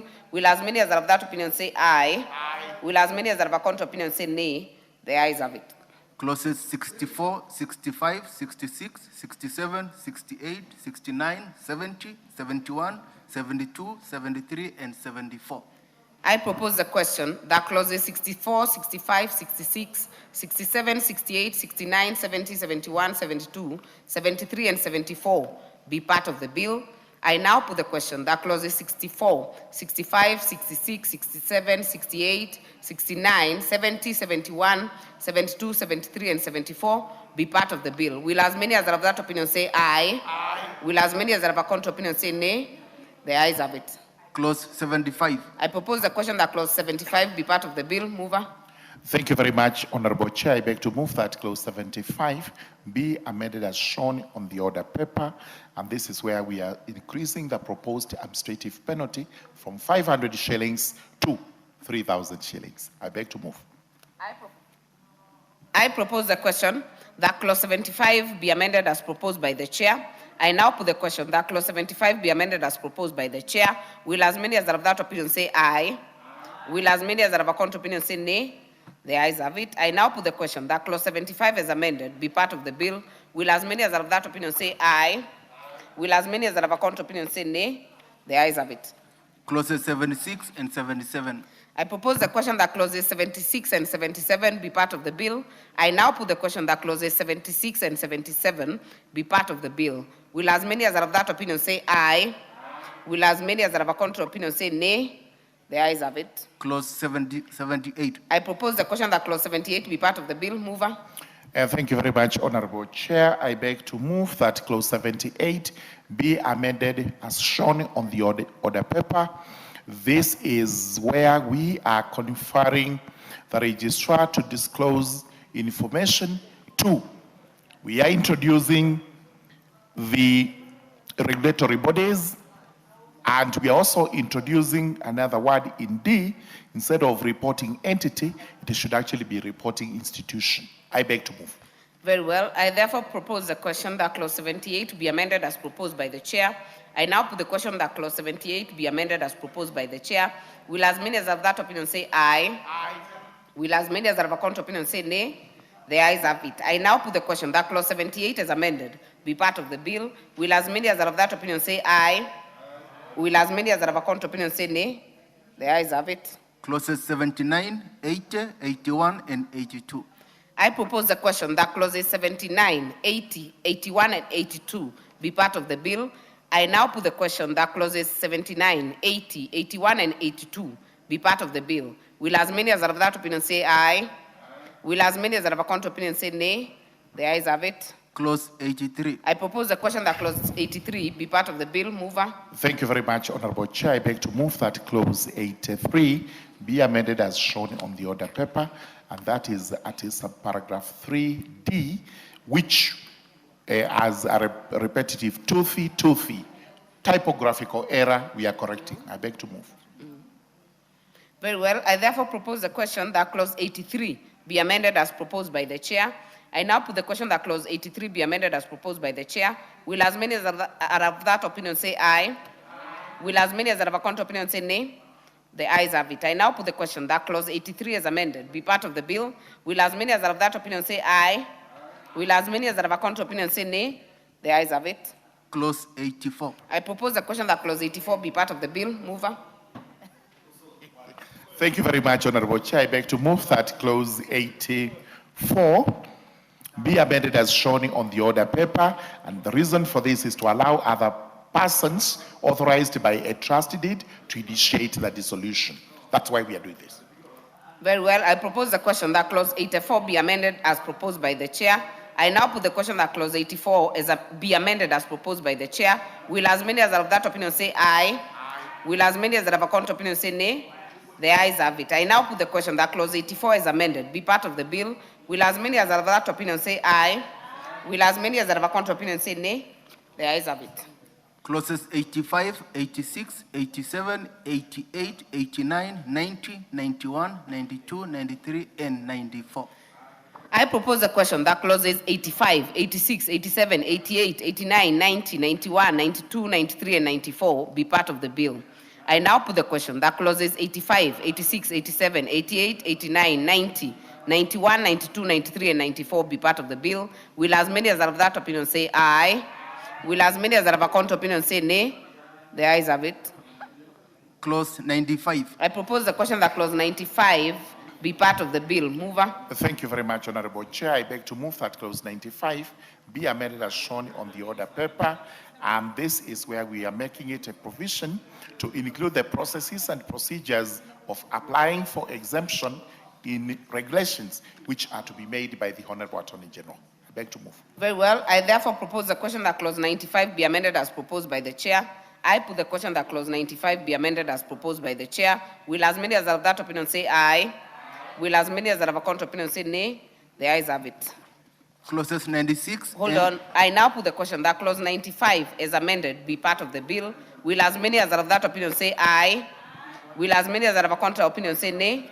The ayes have it. Clauses 96 and 97.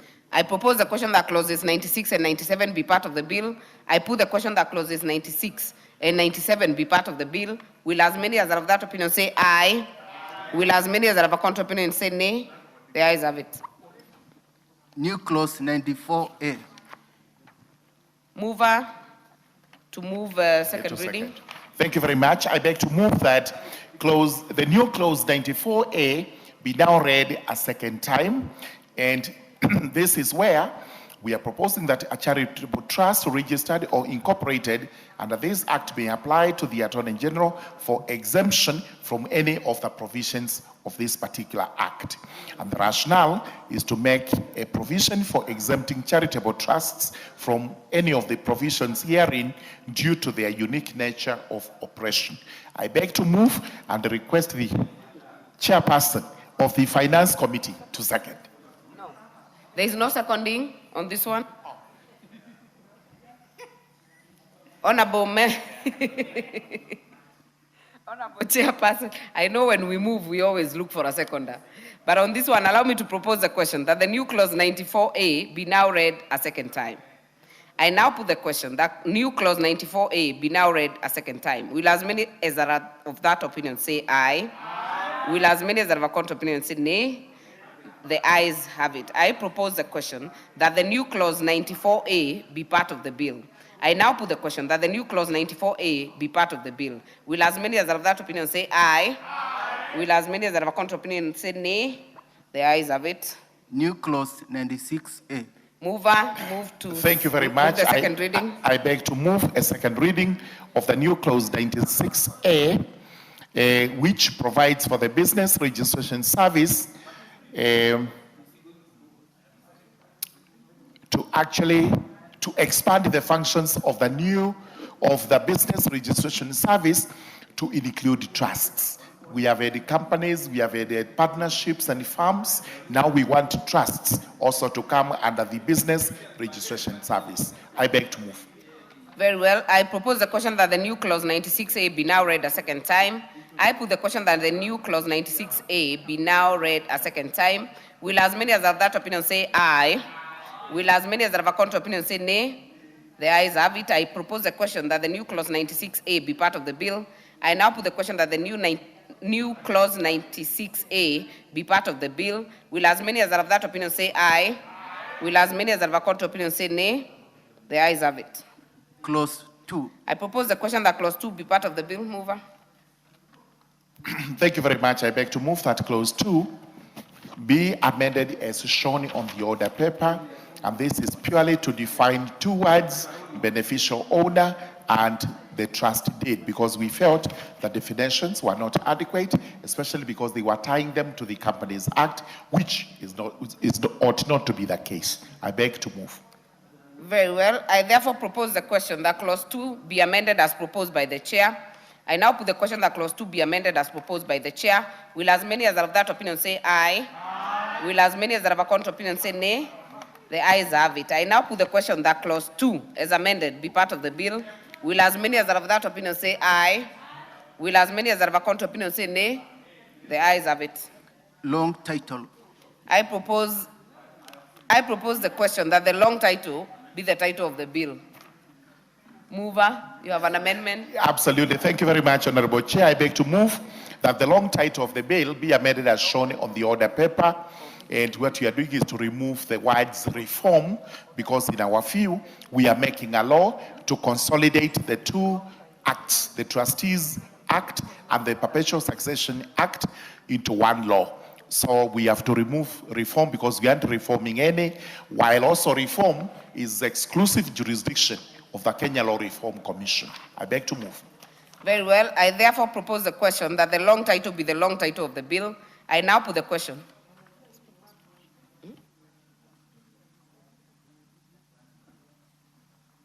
I propose, allow me to take that again. I propose the question that the long title be amended as proposed by the chair.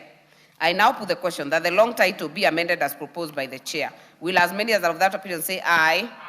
Will as many as are of a contrary opinion say nay? The ayes have it. I now put the question that the long title as amended be part of the bill. Will as many as are of that opinion say aye? Will as many as are of a contrary opinion say nay? The ayes have it. Title. I propose the question that the title be the title of the bill. I now put the question that the title be the title of the bill. Will as many as are of that opinion say aye? Will as many as are of a contrary opinion say nay? The ayes have it. Clause 1. I propose the question that clause 1 be part of the bill. I now put the question that clause 1 be part of the bill. Will as many as are of that opinion say aye? Will as many as are of a contrary opinion say nay? The ayes have it. Honorable members, we have come to the end of that committee. I'll call the mover to move reporting.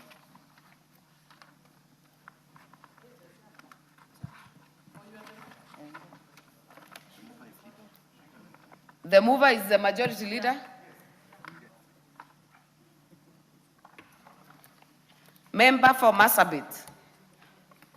Honorable Chairperson, I beg to move that the committee do report to the House its consideration of the Trust Administration Bill, National Assembly Bill number 29 of 2026 and its approval, therefore with amendments. I know it always looks like therefore, but it's always thereof. Oh, thereof. Very well. Honorable members, I put the question, which is that the committee do report to the House its consideration of the Trust Administration Bill, National Assembly Bill number 29 of 2026, and its approval thereof with amendments. Will as many as are of that opinion say aye? Will as many as are of a contrary opinion say nay? The ayes have it. Honorable members, Mr. Speaker,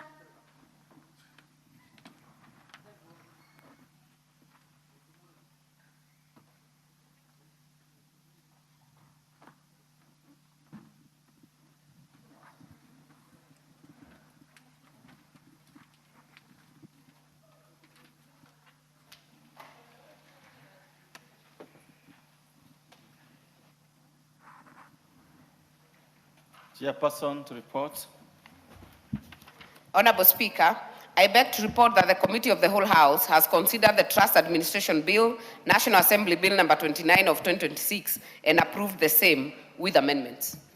Well done. Move of the bill.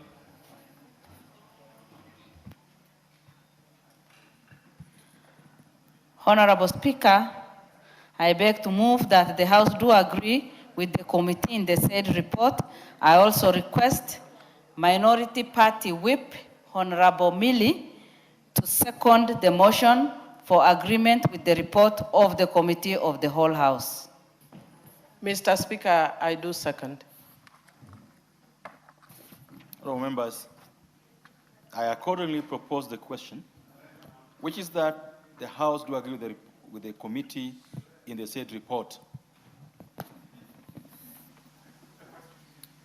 Is it move that I put the question? Members, I therefore put the question, which is order. Order. Yeah, that's how it's done. So you stand like that, you don't even blow your nose until I finish. Members, I now put the question, which is that the House do agree with the committee in the said report. Will as another opinion say aye? Aye. Will as those opinion say nay? Ayes have it.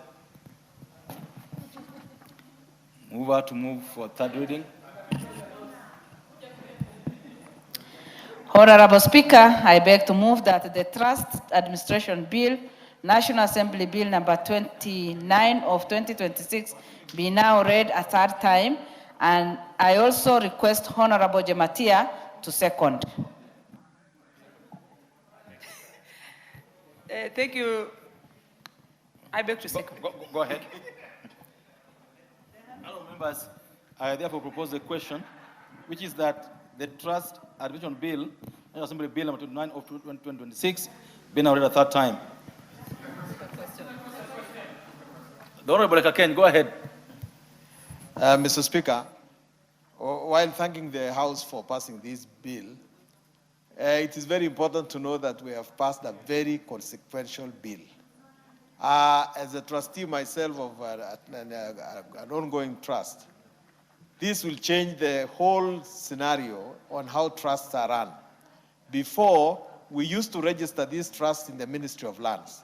They were moved to the company's registry, but now it is very clear that the company's registry has been mandated specifically to register trusts.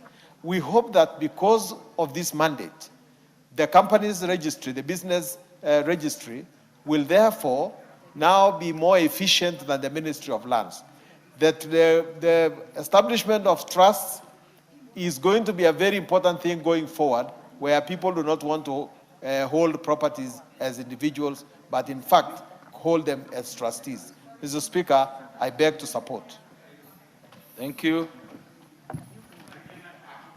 All members, I now put the question, which is that the Trust Administration Bill, National Assembly Bill number 29 of 2026, be now read a third time. As many of the opinion say aye. Aye. As many of the opinion say nay. The ayes have it.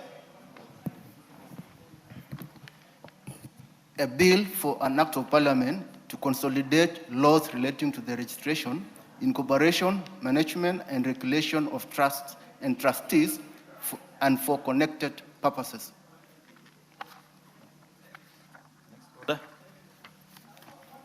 Order number 7, questions and statements. Members, as you may remember or recall, order number 7 was put over generally, and we are now going back to it. And I will start with the Honourable Member for Malava.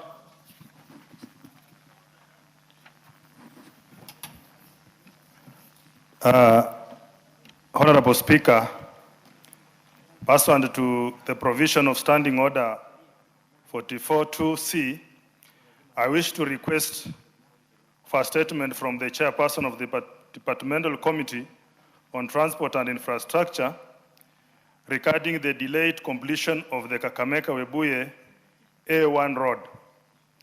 Honourable Speaker, the construction of Kakamega-Webuye A1 road commenced in 2016 under the Kenya National Highway Authority, KENHA, to serve as a key transport corridor in Western Kenya region, serving among other constituencies, Malava, Shinyalu, Lurambi, and Lugari.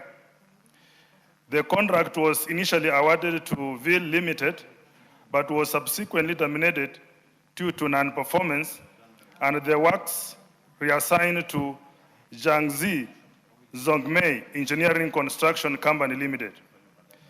The project involved rehabilitation of the Kakamega-Webuye section of the Kisumu-Kitale Road, including construction of a service lane at Malava Market, provision of feeder road to Malava Bus Park, installation of adequate culverts along major feeder roads, provision of climbing lanes on steep sections, particularly at Malava Forest, and the construction of footbridge at Isanjiro town. However, the works have stalled, and there is no clear communication to residents and other road users regarding the status of the project, the reason for the prolonged delay, or the expected timelines for completion of the construction works. Honorable Speaker, it is against the background that I request for a statement from the Chairperson of Departmental Committee on Transport and Infrastructure on the following. First, Mr. Speaker, the details of the contracts awarded for the project, including the respective dates of award, contract sums and terms under which the works were subsequently reassigned. Second, Mr. Speaker, the status of construction of the Kakamega-Webuye Road, A1, including the percentage of the works completed, outstanding works, and expected timelines for completion. Third, Mr. Speaker, the total funds allocated, dispersed, and utilized for the project to date, including any external financing provided. And lastly, Mr. Speaker, the measures being undertaken by the Ministry of Roads and Transport and Kenya to ensure expeditious completion of road construction projects within specified timelines. I thank you, Honorable Speaker. Chairperson, Transport and Infrastructure Committee. The Honorable Kumengoi, you heard the question. Yes, Honorable Speaker. So we undertake probably to respond the first week after recess. First week after recess? The The first week.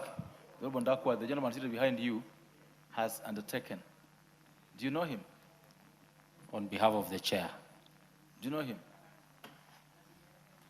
He's called the Honorable Kumengoi. He's of Buret.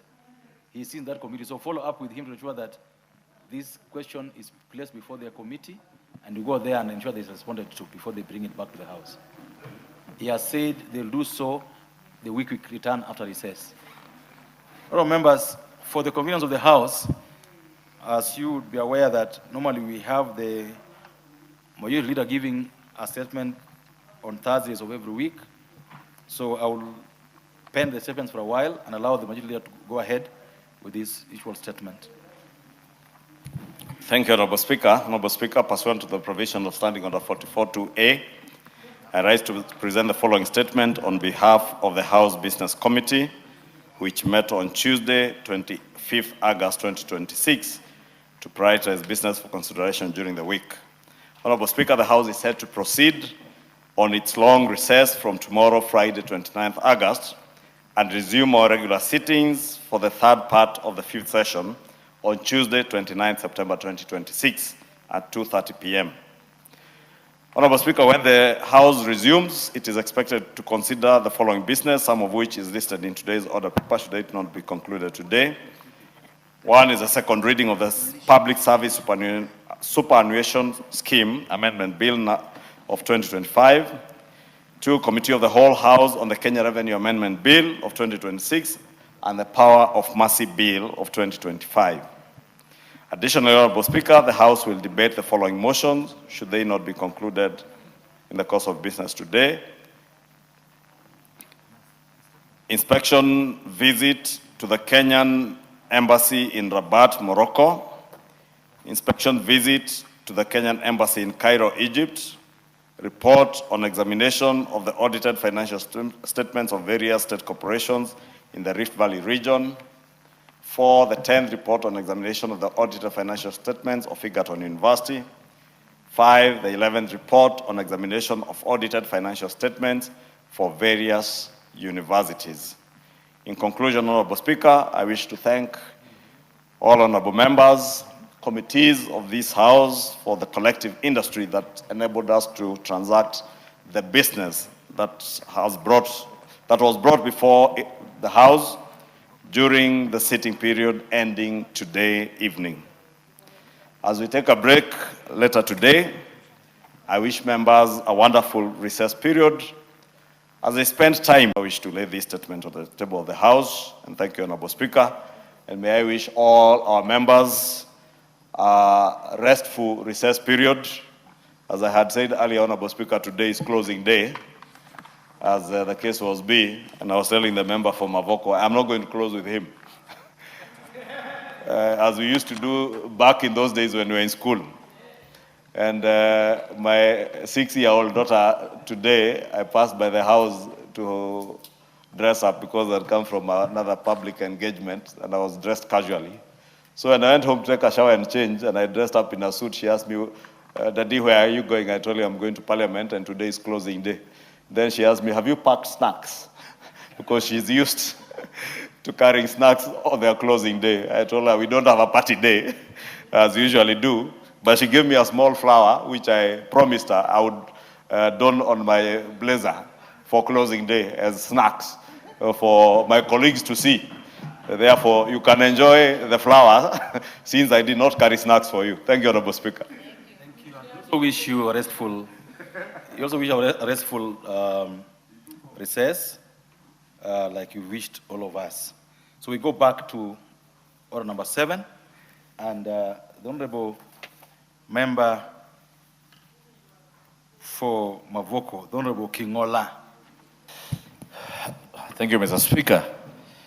I also wish the leader of majority a happy holiday and tell him he's lucky that he has young children to give him flowers. We only have grandchildren. Now, Honorable Speaker, I stand for request for statements regarding the disappearance of Mr. Jimmy Mutava Manzia. Honorable Speaker, pursuant to standing order, to the provision of Standing Order 44-2C, I rise to request for a statement from the chairperson of the Departmental Committee on Administration and Internal Security regarding the disappearance of Mr. Jimmy Mutava Manzia. Honorable Speaker, according to information provided, Mr. Jimmy Mutava Manzia, holder of ID that, which I cannot disclose here, a resident of Phase 3 in Morolongo, Machakos County, was last seen on the 27th July 2026 at Binjo Hotel. That is in Morolongo. It is alleged that at the time he was the company of the Officer Commanding Station, the OCS, Morolongo Police Station.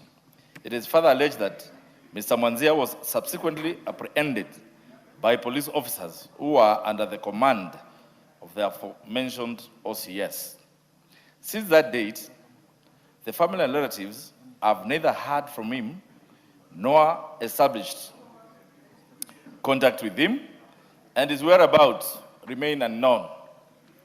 The circumstances surrounding his abduction has also raised serious concerns regarding his safety and welfare.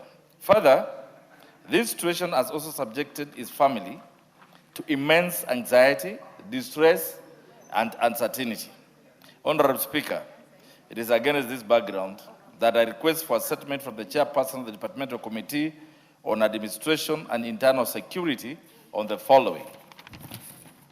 Number 1, a report on the whereabouts of Mr. Jimmy Mutava Manzia of ID number that, including the circumstances surrounding his abduction and the status of investigations into the alleged abductions. Number 2, the action taken or being taken against the OCS Morolongo Police Station and any other officer implicated in the alleged abduction of Mr. Jimmy Mutava Manzia. Number 3, the measures put in place to guarantee the safety, welfare, and constitutional rights of Mr. Jimmy Mutava Manzia, and the steps being taken to prevent similar occurrences in citizens. Number 4, the family and residents of Molongo Phase 3 are asking the chairman to ask the CS Interior, the Honorable Mokomen, to produce Jimmy Mutava, dead or alive. If he's dead, we want his body so that we give him a decent burial. I thank you, Mr. Speaker. The Chairperson, Committee on Administration and Internal Security. Majority Leader, a gentleman has disappeared. His name is Jimmy Mutava Manzia. Please. Honorable Speaker, let me relay to the Chair Security, because it's a matter touching on the experience of a human being, and it's a matter of life and death, that the Chair Security picks up the matter and engages with the member within the next 1 week, even when we're on recess, because this is a working recess. Committees will still be sitting, and there is nothing that stops the committee from interrogating the matter and letting the member from Mavoko know, and they can in fact invite him to their committee. That's why the majority. You've given us a very good way forward. This is not waiting for the recess. This will be handled next week, follow up with the chairperson, the Honorable Tongoyo, and I order that that committee meets that next week to consider this matter so that the family gets to know what's happening. Next. And unless Honorable Kingola, you have anything you want to say?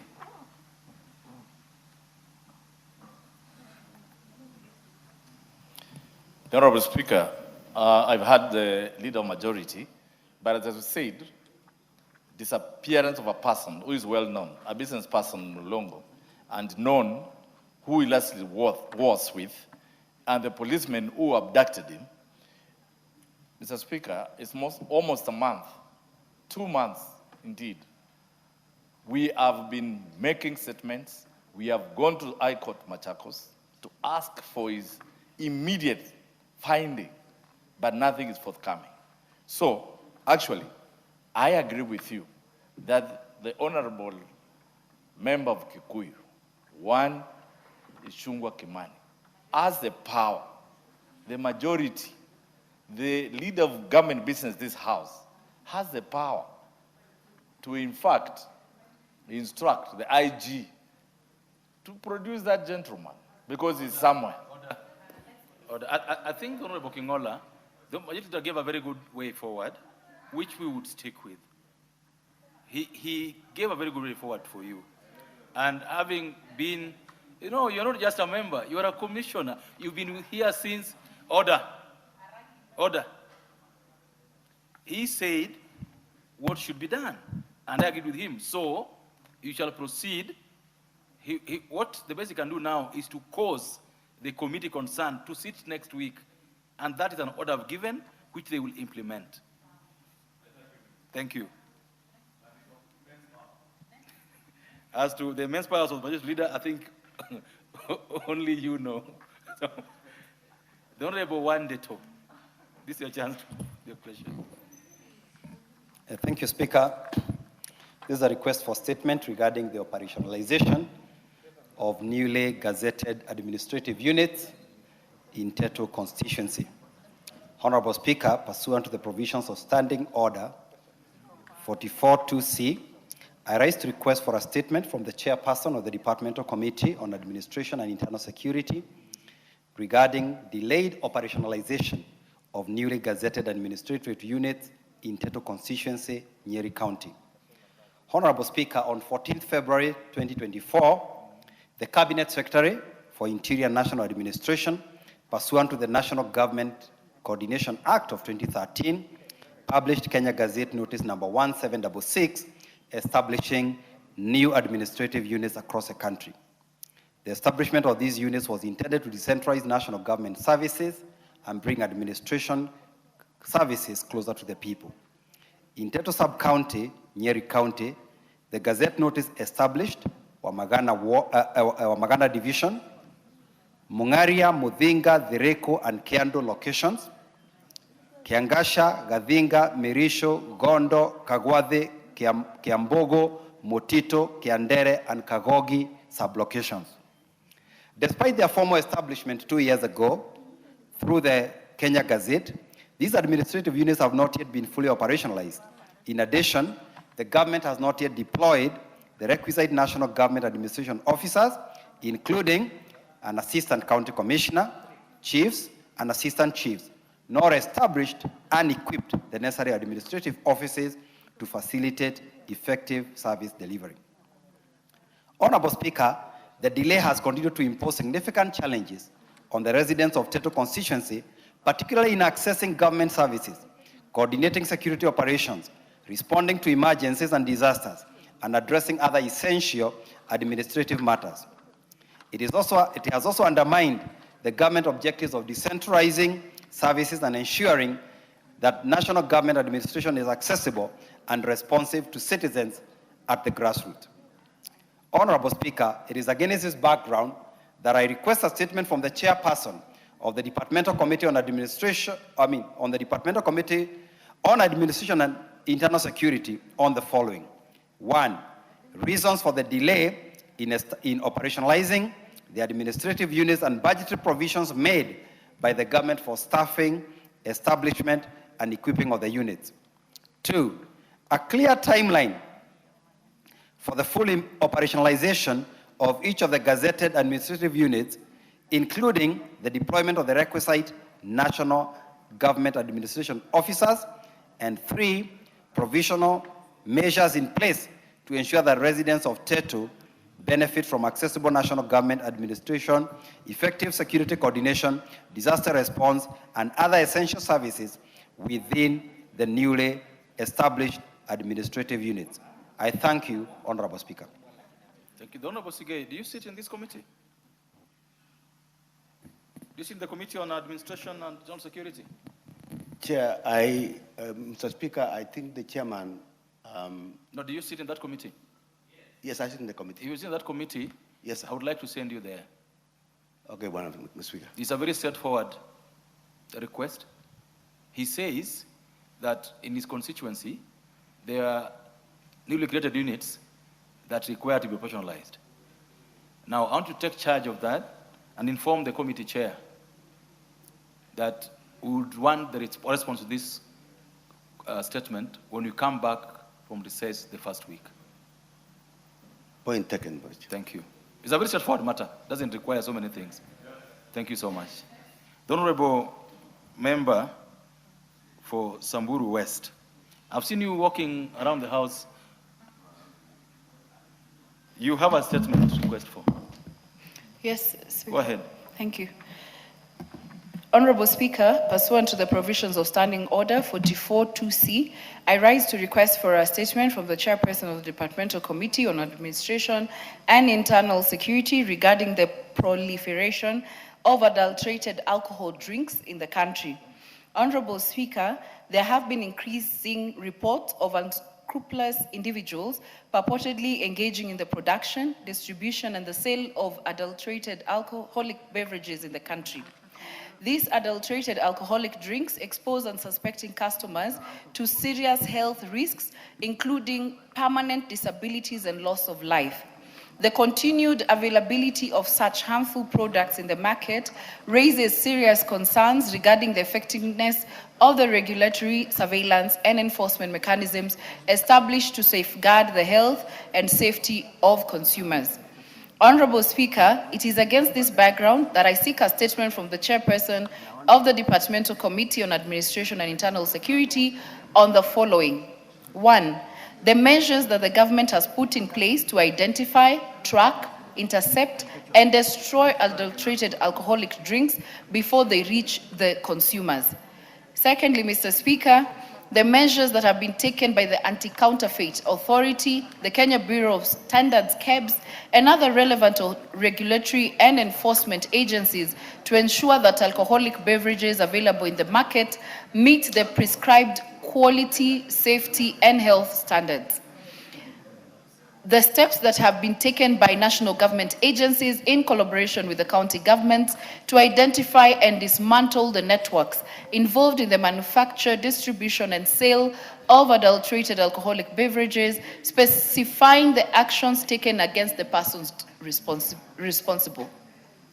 Fourth, Mr. Speaker, the number of reported cases of poisoning, serious illness, and fatalities associated with the consumption of adulterated alcoholic drinks, including the brands or products involved, the findings of laboratory analysis conducted on the affected products, the substances detected and action taken, if any, and lastly, Mr. Speaker, the surveillance, inspection, and enforcement mechanisms currently in place to curb the manufacture, distribution, and sale of adulterated or substandard alcoholic drinks, including an assessment of their effectiveness in deterring offenders and protecting consumers. I thank you, Honorable Speaker. Leader,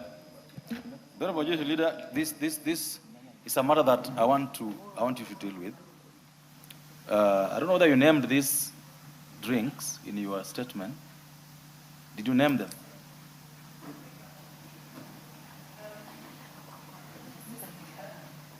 Name them because they are bodies, and that is why in one of the questions I have asked that we be told the names of these drinks.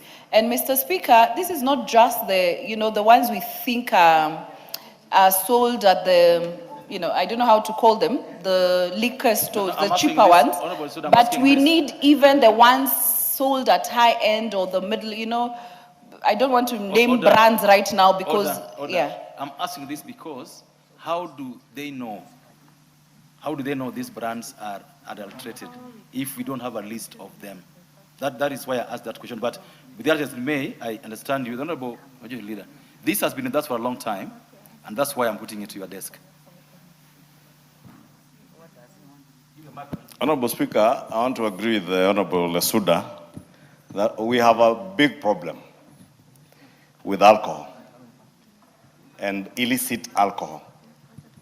Honorable Speaker, back in 2015, I proposed a bill, which is now an act of parliament, that was called the Alcoholic Drinks Amendment Bill of 2015, that first recognized alcoholism as a disease, because alcoholism is a disease. The people we see consuming this illicit brews, many of them are sick. But I think the challenge has been what the Ministry of Health ought to be doing, and this, we must deal with this matter holistically, from a health perspective, and also from an administrative and security perspective. Administrative, because, Honorable Speaker, the question you're asking is paramount. Which are these illicit brews? Honorable Lesuda is also telling us it's not just illicit brews. Many people are consuming non-legal brands, good brands of spirits that are known, I don't want to name names, but brands that are fake. And they're using branded brands and their bottles to rebottle what are things that are being done in people's backyards. 2 weeks ago, Honorable Speaker, in my own constituency in Kikuyu, actually in my village in Kikambura, at Musasagitau stage, it took members of the public to demolish 2 small bars after a young man was stabbed by another when they were fighting in that small bar. But the horrific stories I heard from young people there who are telling me, Mheshimiwa, now at least I can keep 100 shillings in my pocket, but before, when these bars were there, I could not. I'm saying this, Honorable Speaker, because the Ministry of Health must come up to help in the treatment of people who are suffering from alcoholism. And that young man who was telling me now I can keep 100 shillings, asking, so what was driving you to the bar? Why were you going there? And he tells me, you know, if it is here and I have money, I just find myself walking there, because he's sick and he doesn't know. Rehabilitation of people who are suffering from alcoholism is a matter that we need to look at from a health perspective. Enforcement of existing laws. The Kenya Bureau of Standards, what they are doing. The fake stamps, revenue stamps, KRA stamps, that are being sold by people who seemingly are doing very well along Kiambu Road. And they are known, Honorable Speaker, not that they are not known. KEBS has been dealing with the issue of revenue stamps, I think now for the last 4 years. That matter is never resolved. People are still printing revenue stamps, affixing them on fake alcohol and selling to people, believing that these revenue stamps and KEBS stamps are genuine. But there are things that are being printed in China, Honorable Speaker. Where is KRA in that matter? Because we must deal with it, Honorable Speaker. When it comes to licensing of the bars, Honorable Speaker, is a matter that county governments can never run away from. Because they have used the licensing of bars as a revenue stream. That bar that was demolished in my village in Ikambura is less than 300 meters from 2 private primary schools. The law is quite clear that you cannot license a bar within a distance of, I think, 300 meters from a public educational institution. Therefore, Honorable Speaker, I want to say this statement by Honorable Lesuda is not something that we should just brush off. I will be asking the chair of the security committee, because NACADA and the other enforcement agencies follow under that State Department, to cause them to speak to this matter and answer Honorable Esuda when we come back, but also request the chair of the health committee to pick up the matter of alcoholism, treatment and rehabilitation of people who are suffering from alcoholism from the Ministry of Health, because we enacted a law here that said that alcoholism must be recognized as a disease and we must devote resources to treatment and rehabilitation of alcoholics in our country, Honorable Speaker. Otherwise, let us desist from what I have seen from some idle politicians, from just speaking about alcoholism. For instance, Samburu is not in Mount Kenya region. Marsabit, where my good sister Naomi here comes from, is not in Mount Kenya region. The issue of drugs in Isiolo, Marsabit, is a big problem. I have not had a single idle politician from these regions saying it is the government that has brought drugs to our people to finish them. But you hear the idiocy and idleness of idiotic politicians saying, oh, alcohol is being brought to this region to finish our people because we have 7 million voters. Shame on you. I didn't think it would go that way. I didn't want you to go that way. Shame on them, Honorable Speaker. I didn't want you to go that way. I'm saying shame on them because, Honorable Speaker, we must call idiocy for what it is. People who are empty-headed, they must be told they are empty-headed, Honorable Speaker, without flinching an eyelid. And I tell them so. Because, Honorable Speaker, we must think about offering solutions, like I did back in 2015. As a legislator, I would expect any legislator in this House, like what Honorable Esuda has done, challenge those in positions of authority, whether it is KEBS, whether it is the Ministry of Health, to come up with measures that will help us to implement the laws that are there. And if there are laws that we need to improve on, we improve on them, Honorable Speaker. Therefore, Honorable Esuda, rest assured, I'll pick up that matter with the two committees so that we have more of a multi-sectoral approach to this problem, because it is indeed a big problem, not just in Samburu County, but across the entire region. I hear the member for Baringo saying they have the same problem in Baringo and many other parts of this country. There is no place you'll go in this country, Honorable Speaker, and not find young men who are drunk during the day. This morning I was somewhere in Limuru and a young man approached me with a problem of a lung problem. And he told me, I will not lie to you, I've been a smoker, but I have stopped smoking. But one of my lungs has collapsed. All he wanted was 7,500 shillings to pay for his SHA to be able to get treatment, because he had been told SHA will pay for you, but he's not registered. And I offered to register him for SHA. But when he insisted, he wants the money, I told him, give me your mom's number, I will get your ID, I'll get your hospital documentation, I'll pay directly to SHA.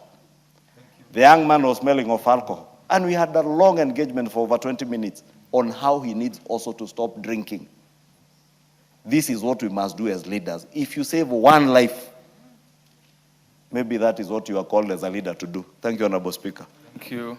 The Honorable Mayaka. Thank you, Honorable Speaker. I just wanted to add my voice to this particular issue because, as it has been said, it's affecting a lot of counties. And Honorable Speaker, if you take a look at TikTok and some of the stories that are there about fake alcohol, stories narrated by even doctors, how people die because of partaking fake alcohol. Honorable Speaker, there is this thing that is on the, in alcoholic drinks, something that you can scan, and I've heard this from my friends. But when you scan, it doesn't give you any information. And you have the choice to return the drink back to the person who is selling to you. But also, how many people are aware of this knowledge that you can actually scan to confirm whether or not a drink is fake or not?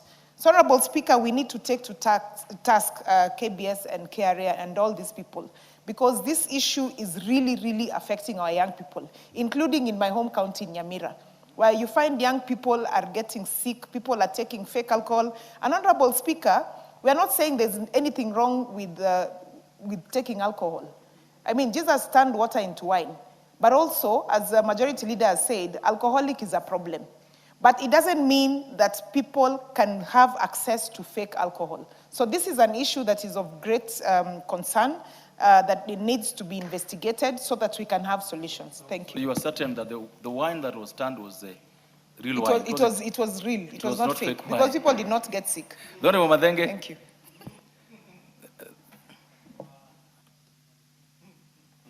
Thank you. Honorable Speaker, I stand in support of Honorable Resuda. The Honorable Speaker, the tales in Nyeri are pathetic.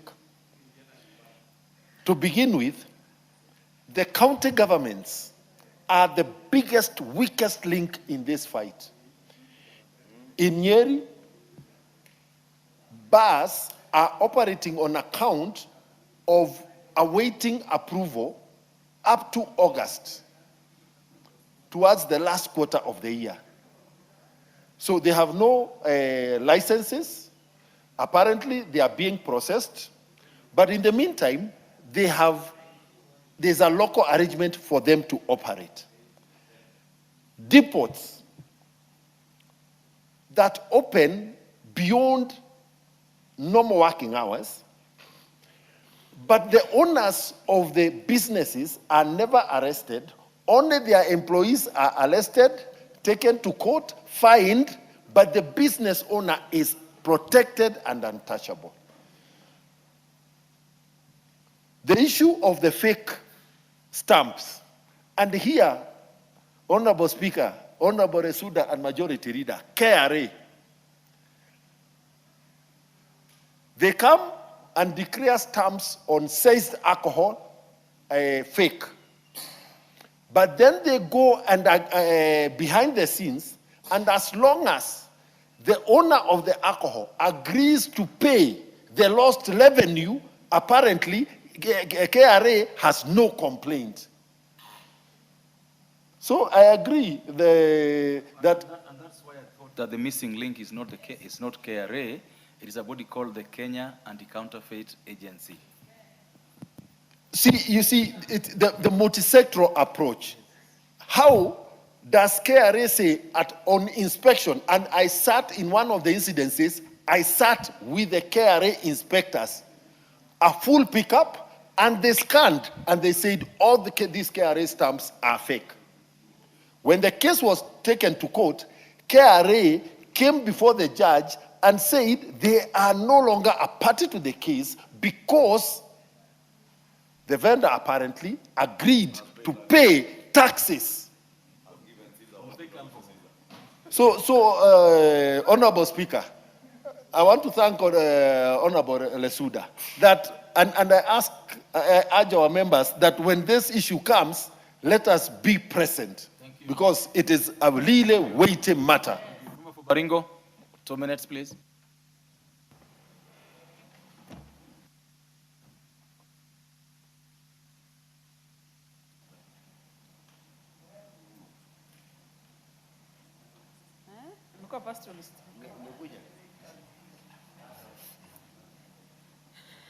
Thank you so much, Mr. Speaker. As my members who have spoken before me, I also want to add my concerns on this matter. Mr. Speaker, alcohol, as much as we are members of parliament, we will do the laws that will have policies to stop probably the manufacturers or institutions that should curtail this problem. But Mr. Speaker, there is also the bigger part that we are not able to legislate morals, to legislate intentions. Because my worry today in the African setup is you walk into the nearest club is hand in hand with a construction of a church. Hand in hand in a closest estate where children are brought up. Where grown-ups wake up every day, there is a disco and club in the next door, and there is a church on the other door. So there's a missing link, not only in government operatives, but there's also a missing link in the society. Because, Mr. Speaker, we are literally watching a generation drain down. there was an opportunity for the KDF recruitment last year. It was not only about alcoholism, the drug menace. It's even worse when girls, young mothers are involved. It is just a crazy thing that I think for the first time, I want to support my friend, Honorable Lesuda, that this matter must be given the weight that it matters. Thank you, Mr. Thank you. I think this is just a request for a statement, the Honorable Giggs. Yeah. You want to say something on this? Or you want to give your response? Thank you. Thank you, Honorable Speaker. Honorable Speaker, I wanted your indulgence, Honorable Speaker. I have a flight to catch, and I had 3 responses that I was supposed to respond to. I don't know what is the direction because I have only the next 20 minutes or so.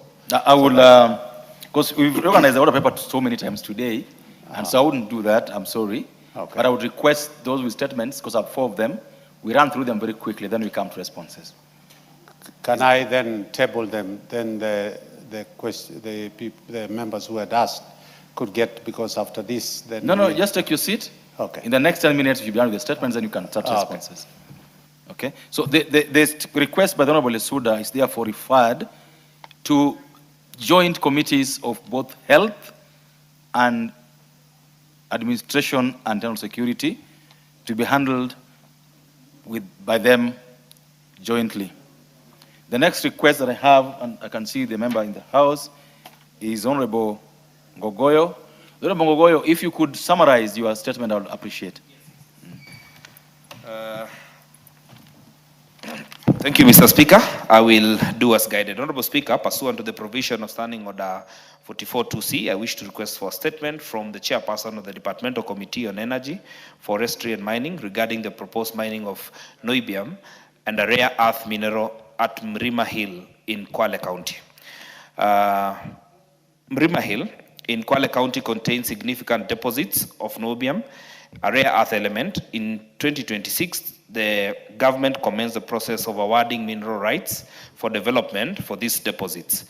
The proposed development has, however, raised concerns regarding the potential environmental and cultural impact, the involvement of local communities, and the safeguard being put in place before mining activities commence. Mrima Hill is a protected forest and an area of significant cultural and heritage importance to the local community.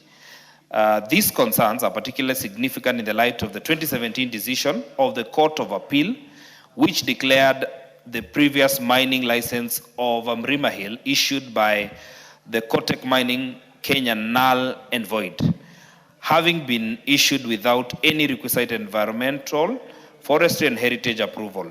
The court underscored the protection and the status of Mrima Hill and the necessary for obtaining the relevant statutory approval before mining that could lawfully be undertaken. Honorable Speaker, it is against this background that I request for a statement from the Chairperson of the Departmental Committee on Environment, Forestry and Mining on the following. 1, the status of the tender and the licensing process of the development of the niobium, the rare earth mineral element, and other mineral deposits in Mrima Hill. 2, measures that have been taken by the relevant ministries to ensure the compliance with all environmental, forestry, and cultural heritage requirements applicable to Mrima Hill, including the status of the requisite environmental impact assessment approvals and consents. 3, details of the public participation and consultations undertaken with the county government of Kwale, the Kaya elders, the Community Forest Association, and other affected local communities in relation to the proposed projects. And lastly, outline the benefit sharing and community development agreement proposed for the project, including measures to ensure that the county government of Kwale and the affected local communities receive lawful share of the benefits accruing from the exploitation of the mineral resource. Thank you, Mr. Speaker. Well said. The Honourable Minority Leader, Minority Whip, I hope you note this statement and place it before the relevant committee, the Committee on Environment, Forestry and Mining, to be responded to the second week when you come back from the recess. Most obliged, Honorable Speaker, and will do so. Thank you. Is the Honorable Fatma Masito in the House? The Honorable Gogoyo, you've had second week. Yeah, after recess. Honorable Masito, the Honorable Akuja Protas, the Honorable Sigei. Go ahead.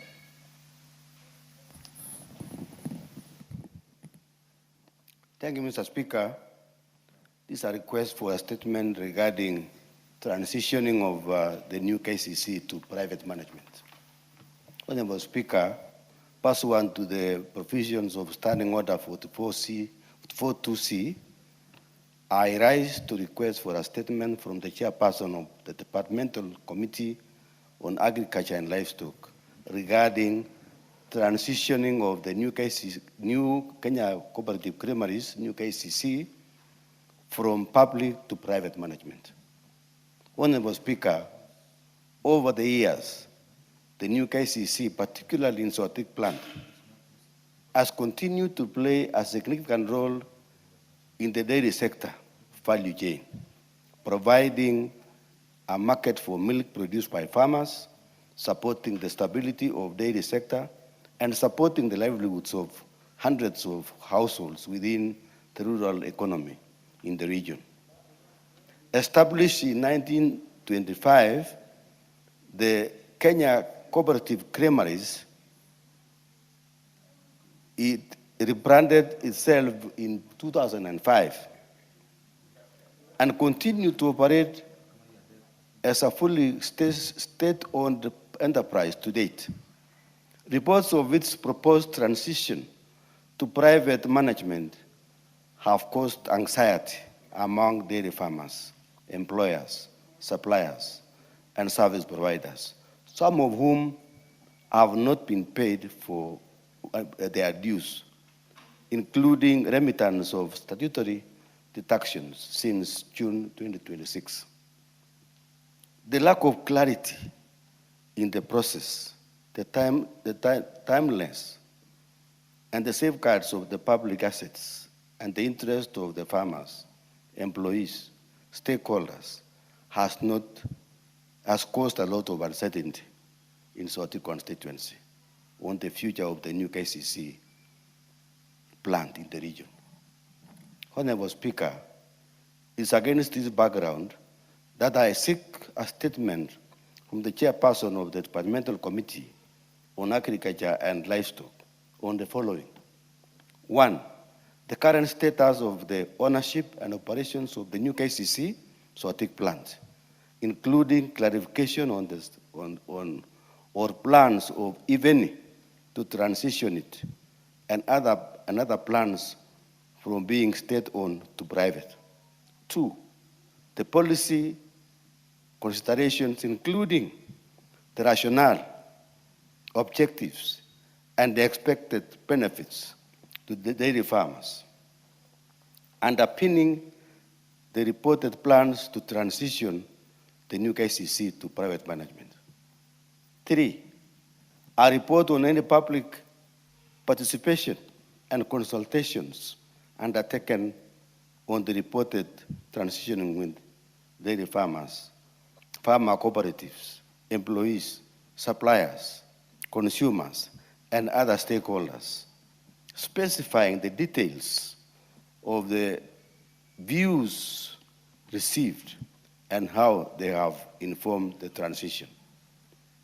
4, the status of all outstanding debts and liabilities owed by or to the new KCC Sotik plant, including debts owed to dairy farmers, cooperatives, suppliers, employees, and other creditors, and the arrangements put in place for their settlement or offsetting before or during the transition. Number 5, the measures instituted to safeguard the public assets, investments, infrastructure, land, equipment, and other resources held by the new KCC Sotik plant from loss resulting from the transition. And lastly, number 6, the regulatory and oversight framework that will govern the privately managed new KCC to ensure continued support for the dairy sector, fair competition, transparency, accountability, and protection of the interest of farmers, consumers, and other stakeholders in the dairy sector. I thank you, Honorable Speaker. Thank you. The Honorable Deputy Minority Whip, again, this is under your charge. Make sure that the chairman and the Committee of Agriculture is reached. Again, response to be brought before the House, second week after we resume from recess. Thank you, Honorable Speaker. We'll do so. And 2 weeks after we resume, then you'll be able to get your response. Thank you. Harun.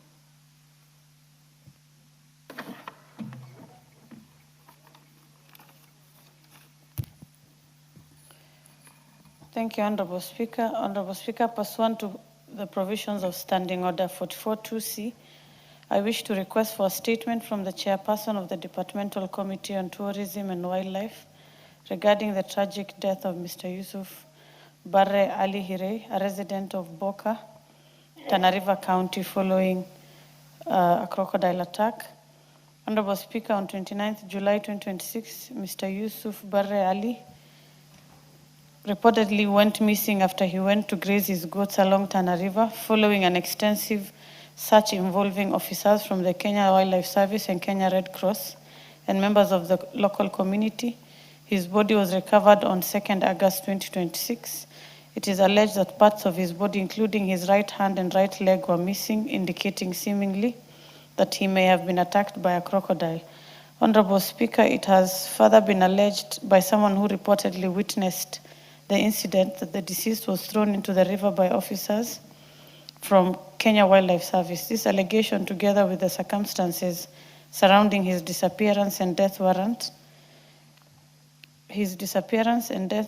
a thorough investigation to establish what transpired and to ensure accountability where necessary.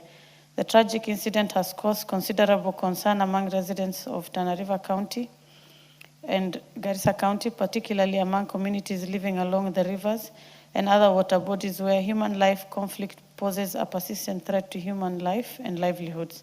Honorable Speaker, it's against this background that I request for a statement from the Chairperson of the Departmental Committee on Tourism and Wildlife on the following: the circumstances surrounding the disappearance and death of Mr. Yusuf, including a report on the investigations into the allegations that he was thrown into the river by officers from Kenya Wildlife Service, and any action taken against the persons found culpable, the measures put in place to prevent crocodile attacks and mitigate human-wildlife conflict along Tana River and other identified high-risk areas, and an indication on the timelines for payment of compensation owed to the family. I thank you, Honorable Speaker.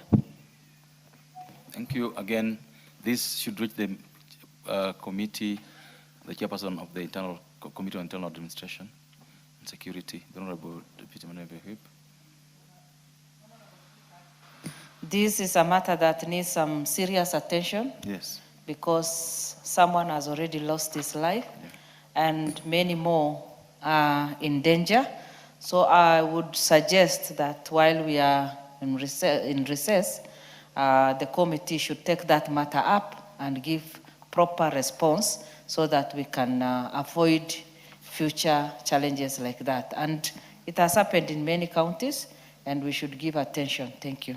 This should be placed before that committee while also dealing with the question asked earlier, the member from Mavoko. We ordered that they should sit next week and look into it. This will be placed before the committee on that next week. Member for West Mugirango, the member of Mogaka. Thank you, Mr. Speaker, for allowing me to request for a statement regarding the exclusion of a winning school from exhibiting their item at the State House Gala.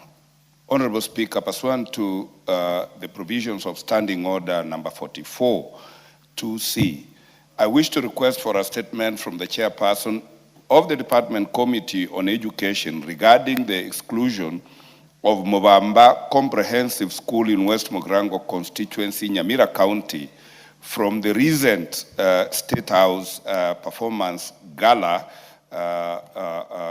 arising out of the winners from Kibabii.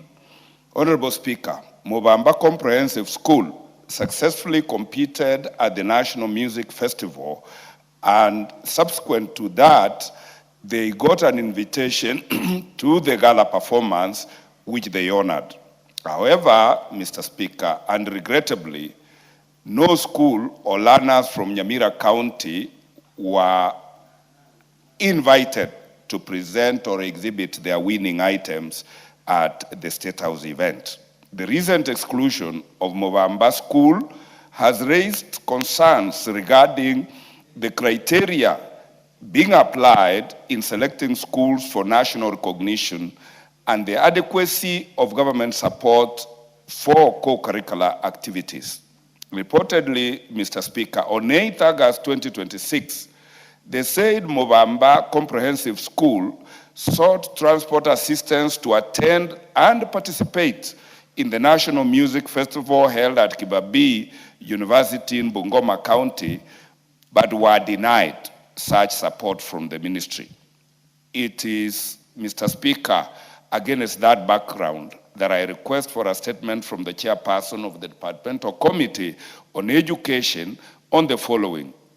What is the criteria applied in selecting schools and learners that are invited to the State House Gala performance annually, including the ranking of the schools so selected? Number two, the reasons, Mr. Speaker, for the exclusion of Mubamba Comprehensive School and why Nyamira County as a whole did not have any representation in the State House representation. Mr. Speaker, finally, I want to know the measures taken by the Ministry of Education to ensure fairness and equality of opportunity to be granted in the selection of schools for national recognition, including but not limited to the status of government funding for co-curricular activities, and whether budget lines exist for the transport of schools that are qualifying for national competition, so that members of parliament like myself don't have to underwrite such expenses. I thank you, Mr. Speaker. Very interesting one. Honorable Minority Whip, again, let this reach the Committee on Education. Yeah, I promise to speak to the chairman so that 2 weeks after our recess, the response is given. Thank you. You've heard that. We are all looking forward to that answer. I have heard that, and I'll speak to the minister himself in the language I share with him, because we need fairness and parity in treatment of schools. Thank you so much. Members, we now move to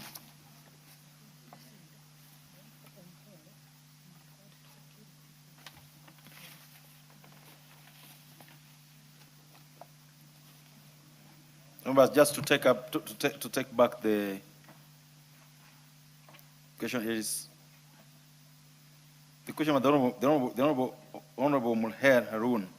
I referred the matter to the Committee on Tourism, on Internal Security. I think that the right committee will be the one for tourism and wildlife.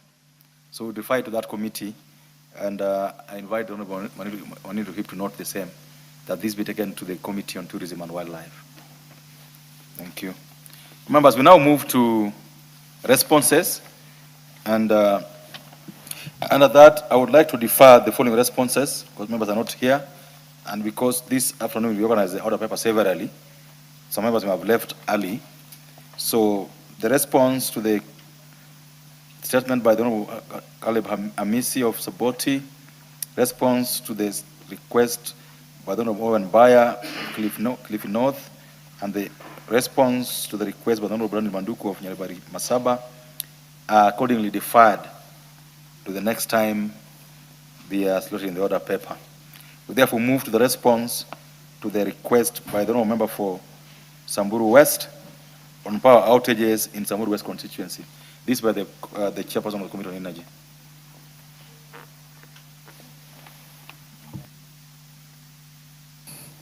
Thank you, Honourable Speaker. This is a response following a letter that is dated 22nd June 2026. Honourable Speaker, there was a request by Honourable Naisula Lesuda, Member of Parliament for Samburu West constituency. The following was requested, Honourable Speaker. 1, the status of parallelization of Rimuruti substation, including the reasons for the delay. Honourable Speaker, currently Marlal Town is supplied with power from Lalet substation through the long 33 kV Nyahururu 2 line. The interruptions experienced on the 14th August 2026 were associated with the intermittent earth fault on the existing network, which manifested mainly at night. Teams have undertaken inspection and corrective actions identified to stabilize supply during the existing lines.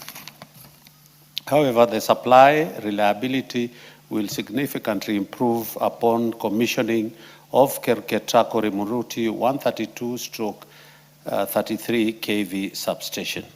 Honourable Speaker, the Rimuruti 132/33 kV substation is being implemented by Ketraco. The project is at commissioning stage, and Kenya Power is coordinating closely with the Ketraco on its commissioning and associated 33 kVA evacuation arrangements. KPLC has completed the 33 kV feed outs in readiness for that.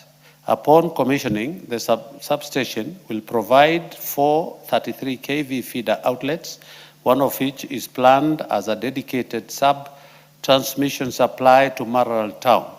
This will shorten the supply route, strengthen voltage performance, and improve operational flexibility for Samburu West constituency. The interconnected project comprising the Nanyuki, Isiolo, Meru, and Nanyuki Rimuruti transmission lines, the Nanyuki underground cable, and the associated substation have been substantially completed and are currently at various stages of commissioning and energization. The Isiolo Nanyuki project has been completed and is scheduled for commissioning on the 27th. Honourable Speaker, this actually was commissioned today at 10 in the morning, and it is working. I've just gotten some message from the PS. Similarly, the 132 kV Nanyuki Rimuruti transmission project has been completed and is awaiting energization. The delay in energization has been occasioned by the need to undertake comprehensive system studies to assess the impact of the interconnected projects on network stability to ensure that the system remains stable and secure upon energization. The studies are being undertaken jointly with KPLC and Ketraco. Question number 2, Honourable Speaker, the expected timelines for the completion and commissioning of Rimuruti substation. Following the commissioning of Isiolo Nanyuki project, Honourable Speaker, the system monitoring will be undertaken jointly with KPLC. Subject to completion of the system study and receipt of the final go-ahead to energize the Nanyuki Rimuruti project, Honourable Speaker, this is what I'm saying today, was actually energized and it is working on very well. The commissioning and energization of this interconnected project will strengthen the 132 kV transmission network serving the region, improve voltage levels, enhance network stability and reliability, reduce the frequency and duration of unexpected power outages, and increase the available transmission capacity to meet the growing electricity demand in Samburu West and the neighboring areas. The strengthened network will also improve the quality and efficiency of electricity supply of household, businesses and public institutions. The last question, Honorable Speaker, is the alternative or strategic partnership being explored by the ministry to provide Marra and the entire Samburu West constituency with supplementary or backup power sources to mitigate the effect of power outages in future. Honorable Speaker, the response for that question is as follows. Pending commissioning of the Rimruti substation, the Kenya Power has implemented immediate corrective measures on the existing supply network. Joint technical teams from Marar and Nyahururu repaired an aerial earth wire at Gomongo on the 14th August 2026, replaced the shattered pins insulators around Muchongoi, assessed breakers and protection operations, and reset the affected protection equipment on the 19th August, Honorable Speaker. Pole-to-pole inspection and review of relay settings gradings are continuing. Line fault indicators were insulation on 24th August 2026 to improve fault location and diagnosis. Supply has remained stable since the corrective actions done on the 19th August 2026. For midterm, the long-term resilience, KPLC, is working with the KETRACO to commission the Rimruti 132/33 kV substation, its dedicated Maral supply line. In addition, a network ring through the Wamba link is at the final design stage. The ring arrangement is intended to provide an alternative supply path from Isiolo and reduce dependence on existing radial feeder. Kenya Power will also continue preventive maintenance, protection coordination, vegetation management, targeted replacement of defective lines, defective line components, and timely customer communication during planned and prolonged interruption. Looking ahead, Honorable Speaker, KETRACO has also identified further transmission projects under the 2024-2043 sector and KETRACO Transmission Master Plan, including the 400 kV Losuk-Lelos, the 400 kV Losuk-Lelos, 132 kV Rimuru-Marral-Losuk, and 132 kV Menengai-Olkalau Rimuroti project. These projects are currently under finance sourcing arrangements and are expected to further reinforce the transmission network serving the region once implemented. Question number 4, Honorable Speaker, was planned, if any, by the ministry to compensate affected residents and businesses for losses occasioned by perennial power outages. Honorable Speaker, whereas the Ministry of Energy has no provisions for automatic or blanket compensation solely on account of power interruption, it endeavors through KPLC to prioritize safe and reliable restoration of supply and implementation for corrective and network reinforcement measures outlined above. The Ministry, on behalf of KPLC, regrets the inconveniences caused to residents, businesses, and institutions in Maralal Town and the wider Samburu West constituency, and Kenya Power remains committed to improving supply reliability and customer communication. Thank you, Honorable Speaker. Honorable Lesuda, I assume you got this response much earlier, so you've read it and heard it. Go ahead. Thank you, Speaker. I want to thank the chairperson of the Energy Committee for that detailed response. And I like that it has deadlines and when, it's easier to follow so that by the date that has been put there, I do hope that the chairperson of the committee will also be able to follow through, and I'll also be keen to see that that happens. So I'm happy that now it's not just about promises, but there are significant dates and timelines that will ensure that in Samburu West we have a reliable power in Samburu West. But having said that, Mr. Speaker, still on the same, I just wanted to say, now that I have the mic, because as we talk about power, we also talk about people's lives. It is very unfortunate that today, Mr. Speaker, in Samburu West and Samburu County, we are actually mourning. We have had 3 incidences where people have died, where homes were reportedly ambushed by suspected bandits. 1 person was confirmed dead. At the same time, gunfire at Lorian Water Point in Morijo. Livestock were driven away and people were killed. And lastly, Mr. Speaker, there was a bus incident in Bukoi Baragoi Road. A bus was involved in an incident, leaving the driver and 2 others injured. And other travelers are still in the bush as security personnel assist and secure passengers. Mr. Speaker, I just wanted to say that even as we talk about power, we also need to ensure that the security of the people of Samburu County is taken seriously. Thank you, Mr. Speaker. And I think the agencies concerned have also listened to you this evening to deal with the security matters there. The Honorable Gikaria, you've heard what the member said. Please ensure that the agencies you speak to stick with the deadlines and timelines you have put to ensure that Samburu West and Samburu generally is well powered. Thank you. The next response is, yes, the Honorable Gikaria. I had, the speaker had directed that we were supposed actually to give the responses on Tuesday, but now I have 2 more. I wish maybe we could take These are to which? One was by Honorable Edith Nyenze, Member of Parliament for Kitui West, and the other one was from Honorable Tungule Kazungu, Member of Parliament for Ganze constituency. Yeah, I would defer them until next time when they are put in the order paper so that Most the obliged, response Mr. is in the Speaker. House. Thank you. Thank you so much. The next one with a request by the Honorable Abdul Haro is in the House. The Honorable Abdul Haro is in the House. Yeah, I think I can see him there. So the Honorable Member Koboreti told you are sitting in for the Chair of Transport. Please go ahead and give your response. Thank you, Honorable Speaker. My good friend, the Honorable Member for Mandera South Constituency, Abdul, had requested a statement from the Chairperson of the Departmental Committee on Transport and Infrastructure regarding the condition and the operationalization of Kotulo Airstrip in Mandera County.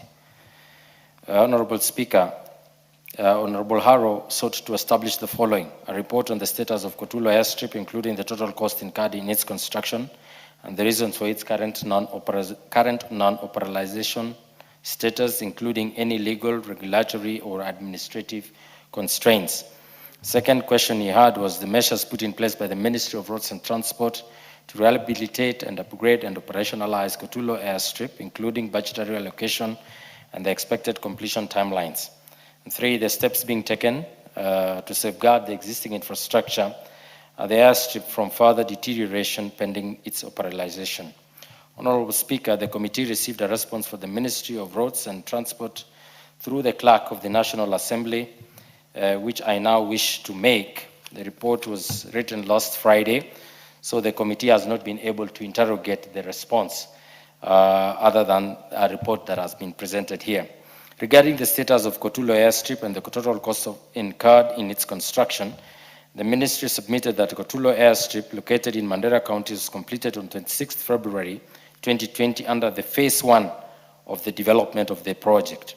The facility comprised a Code 3B aerodrome with a single gravel runway, orientation 1836, measuring 1.4 kilometers in length and 30 meters in width, including 2 taxiways and an apron, all constructed to gravel, that is MARAM standards, in general conformity to the ICAO standards Annex 14 requirement for basic aerodromes. The project was funded under the Airstrip Development Vote by the then Ministry of Transport, Infrastructure, Housing and Urban Development in the financial year 2017-2018. It was started on 26th August of 2018 and was completed on 26th February 2020 at the cost of 80,151,829.80. The contractor was Nurki Construction Company as a joint venture with Frontier Engineering Limited.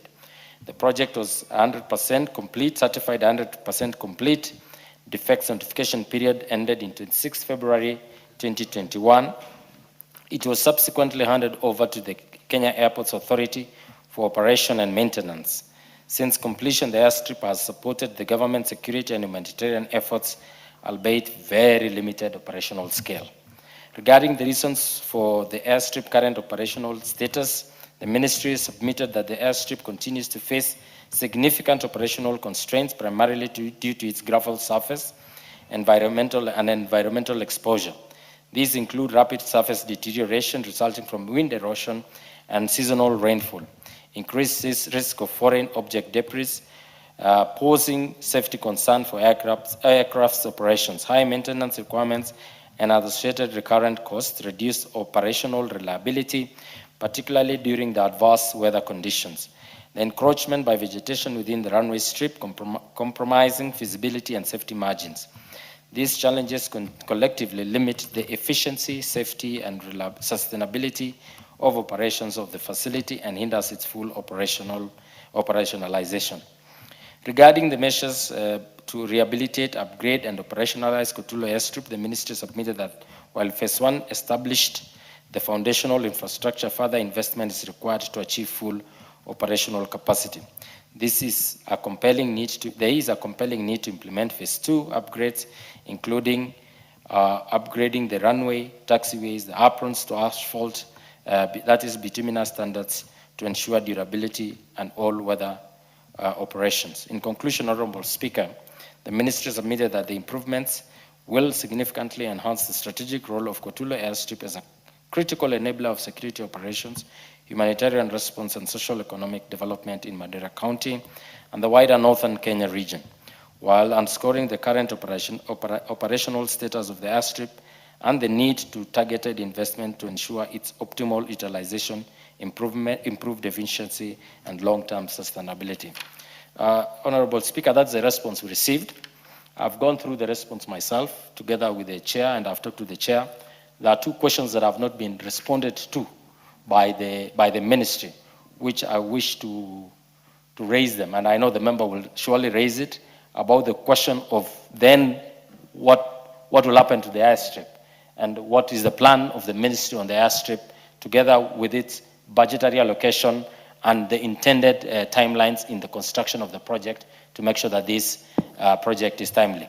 So because this response was given just last week, we would wish, and I would want to assure the member that we will further process this question, because in our opinion as a committee, it is both inadequate and insufficient to take care of the concerns of the member for the purposes of the general development of Kotulo Airstrip in the northern region to be able to serve its purpose. Thank you, Chair. Very well said, Honorable Haro. Thank you, Chair. And I also thank the committee because obviously they found that the report is unsatisfactory, and indeed it is unsatisfactory. And as the committee goes back to interrogate this statement further, I would like to mention a few things that the committee should look at. One, the report says that since completion, the airstrip has supported government, security, and humanitarian operations. This is factually not correct. 6 years down the line since the completion of the airstrip, the airstrip has remained unused. It has never been used. So it has not been supporting those operations as we speak about. And we are worried, especially now that we are preparing for an El Nino. We are being told it will be even much more harsher than the El Nino we had last time. This is a region where the roads are bad. There are a lot of security insensitivities, and there is a lot of humanitarian needs, especially when there is El Nino, and that is one worry we have. Honorable Speaker, I also asked the statement to address the two key issues that the committee has pointed out. I asked for the ministry to give timelines and implementation schedules for any improvements to make the airstrip usable or operational. I also asked about any budgetary measures for the airstrip to make it operational. But of course, there is no indication that Phase 2 is ready, budgeted, and there is no allocation for it in this financial year, and this appears like an unfunded request. Honorable Speaker, the statement also says that the airstrip was handed over to the Kenya Airports Authority for operational and maintenance purposes. But there is no indication at all for the last 6 years that there is maintenance by KAA since handover, and that KAA does not have any budgetary allocation for the Kotulo airstrip. Those are the issues that I want the committee to interrogate as they interrogate this further. Thank you, Honorable Speaker. Thank you, and I think as admitted by the member of the committee, are you the vice chair of the committee? When they call the ministry officials, I'm sure you'll be available to be able to raise these concerns yourself before that committee. Thank you. I think the Honorable Kumengoi, you take it up and lodge with the member. How soon do you want to call the ministry on this matter? Okay, Honorable Speaker, would you allow me to coordinate with the member when the next meeting will be coming with regard to the transport department, so that we can be able to work it out together? I'm sure, Uhuru, you are well guided. Thank you. Members, for the conclusion of the House, allow me to again further organize the order paper. The Honorable Joseph Munyiri. Thank you, Honorable Speaker. I wanted to raise an issue with the Transport Committee because I sought for a statement here regarding a road in my constituency, Goda Gatumbi, Gashosho Road. And they had promised to give us an answer in 2 weeks' time. And it's been over a month. So what I wanted to find out, because we are going for recess, we've also been told by the meteorological department that there'll be El Nino. We come from a very bad, Muranga is a very mountainous region. So the issues of landslide are prevalent.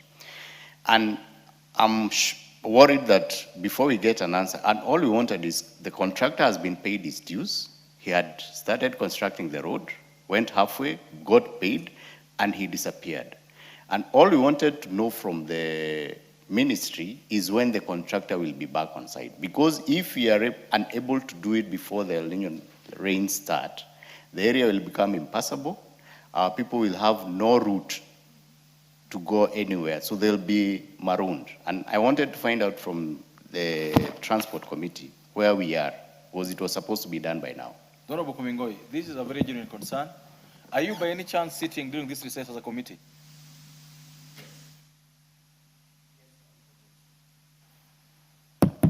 Yes, Honorable Speaker. And we are quite aware, and I'm aware, and actually I discussed with the member, that the ministry has not responded. We did indeed talk with the Vice Chair, who was around in the morning. He made a call to the PS, and the PS said that they have not responded to it because they are pursuing the contractor. I would ask actually the Honorable Member to give us up to actually next week, when we'll be able to see whether there's any response to this particular question. I remember it elicited a lot of concerns from the member, knowing that if the rains are then coming, the contractor is fully paid and mobilized, that there is no debt on this road, there is no reason why the contractor should not be on the road. And for that purpose, I think we can be able to help the member to see what to be able to do in the next meeting. Honorable Speaker, we are having a meeting with the roads department. However, they have not confirmed because the invitation has been made. And I would personally pursue to see to it that we get a response to the member as soon as it is practically possible. Honorable Yusuf, take it up with Honorable Kumengoi. And in any case, within 2 weeks, even if you're during recess, please, let's get a response on this matter. Thank you. Members had mentioned that we had organized order paper much earlier, and we skipped order number 4. So would you go back there and call out on number 4?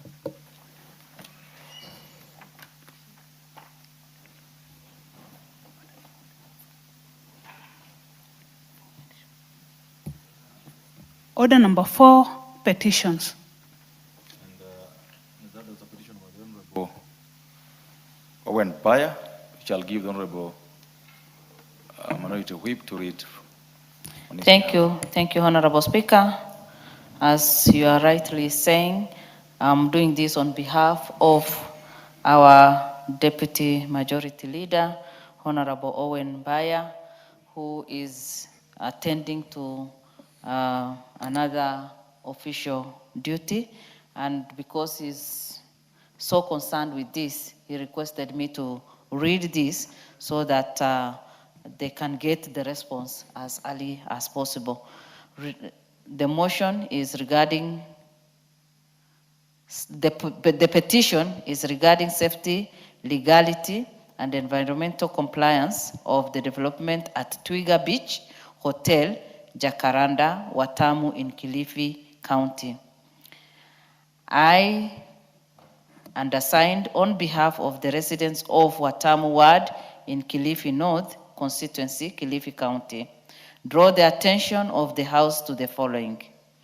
Number one, that residents of Watamu Ward are gravely concerned about the environmental integrity, safety, and legality of a large development under construction at Twiga, Jacaranda, Watamu, and the risks it possesses to the marine ecosystem, the natural environment, and the tourism economy upon which the community depends.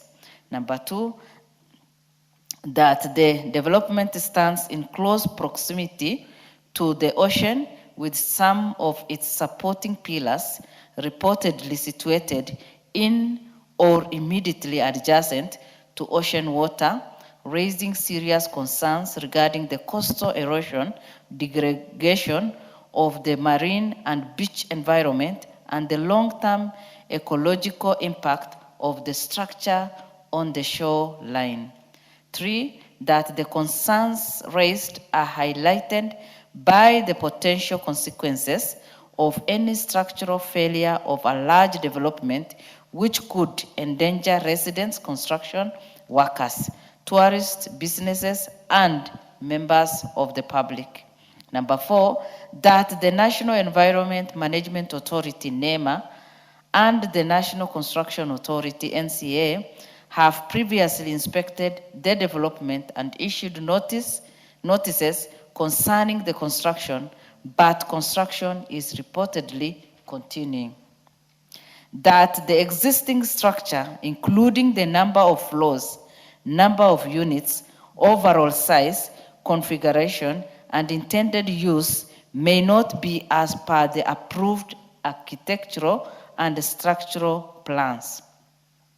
Number six, that the petitioners are further concerned that the premises may have been occupied or put into commercial use without requisite verification of all the approvals, permits, and certificates, including certificates of occupation. Number seven, that proximity of the structure to the ocean also raises environmental and coastal management concerns, contrary to Article 42 of the Constitution that guarantees every person the right to clean and healthy environment. Number eight, that under the Environment and under the Environmental Management and Coordination Act, projects falling within the statutory framework are subject to environmental impact assessment requirements before the relevant license is issued, and the authority may require a fresh assessment where a project has been substantially modified or possesses an environmental threat or possesses an environmental threat not reasonably foreseen during the original assessment. Number nine, that Watamu beaches, marine ecosystem, natural environment, and tourism attraction are important economic and social assets to the local community, and any development that is unsafe, improperly approved, or environmentally non-compliant could adversely affect both public safety and the tourism industry, on which many residents and businesses depend. Number 10, that despite repeated efforts by the residents to seek redress from relevant authorities, to tangible results have been achieved to date, and that the issues raised in this petition are not pending before any court of law, constitutional body, or other legal institution. Number 11, therefore, your humble petitioners pray that the National Assembly, through the Public Petition Committee, one engages the National Environment Management Authority and any other relevant government agencies with a view to establishing whether environmental impact assessment on the project was undertaken and the relevant licenses issued, environmental inspection of the development undertaken to safeguard human life, public safety, the environmental and tourism interest of Watamu. Number 2, recommends that the appropriate remedial or enforcement action, including demolition where necessary, be taken without further delay in regard to the said building, subject to the applicable law and due process, in order to prevent loss of life, protect wildlife, and preserve the dignity and integrity of Watamu's coastal and marine environment. And 3, finally, makes any other recommendation it may deem appropriate to address the flight of the petitioner. And you as petitioner will ever pray. Honorable Owen Baya, CBS MP.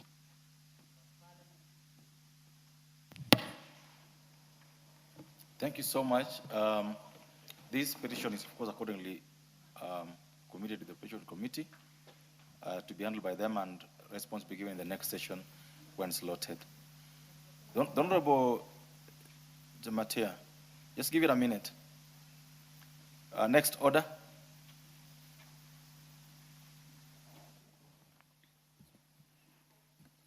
Order number 14, the Public Service Superannuation Scheme Amendment Bill, National Assembly Bill number 33 of 2025, second reading. Members, because I can't see the mover for this bill, I order this bill to be deferred to the next time it's loaded in the order paper. Next order. Order number 15, motion, inspection visit to the Kenyan Embassy in Morocco. Members, I accordingly refer this order to, because I can't see the chairperson, the relevant committee to move it for debate. Next order. Order number 16, motion, inspection visit to the Kenyan Embassy in Egypt. Members, this order and order 15 are to be moved by the same person, and because it's not in the house, the motion is also accordingly deferred to the next time it's loaded in the order paper. Order number 17, motion, 9th report on examination of the audited financial statements of various state corporations, Rift Valley region. All members, order 17 also accordingly deferred to the next time's order paper because the chairperson is not in the house to move the same.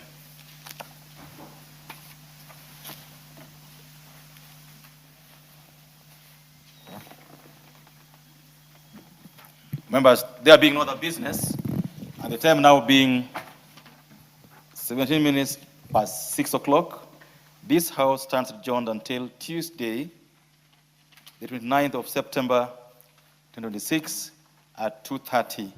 I also wish members a restful recess. Thank you.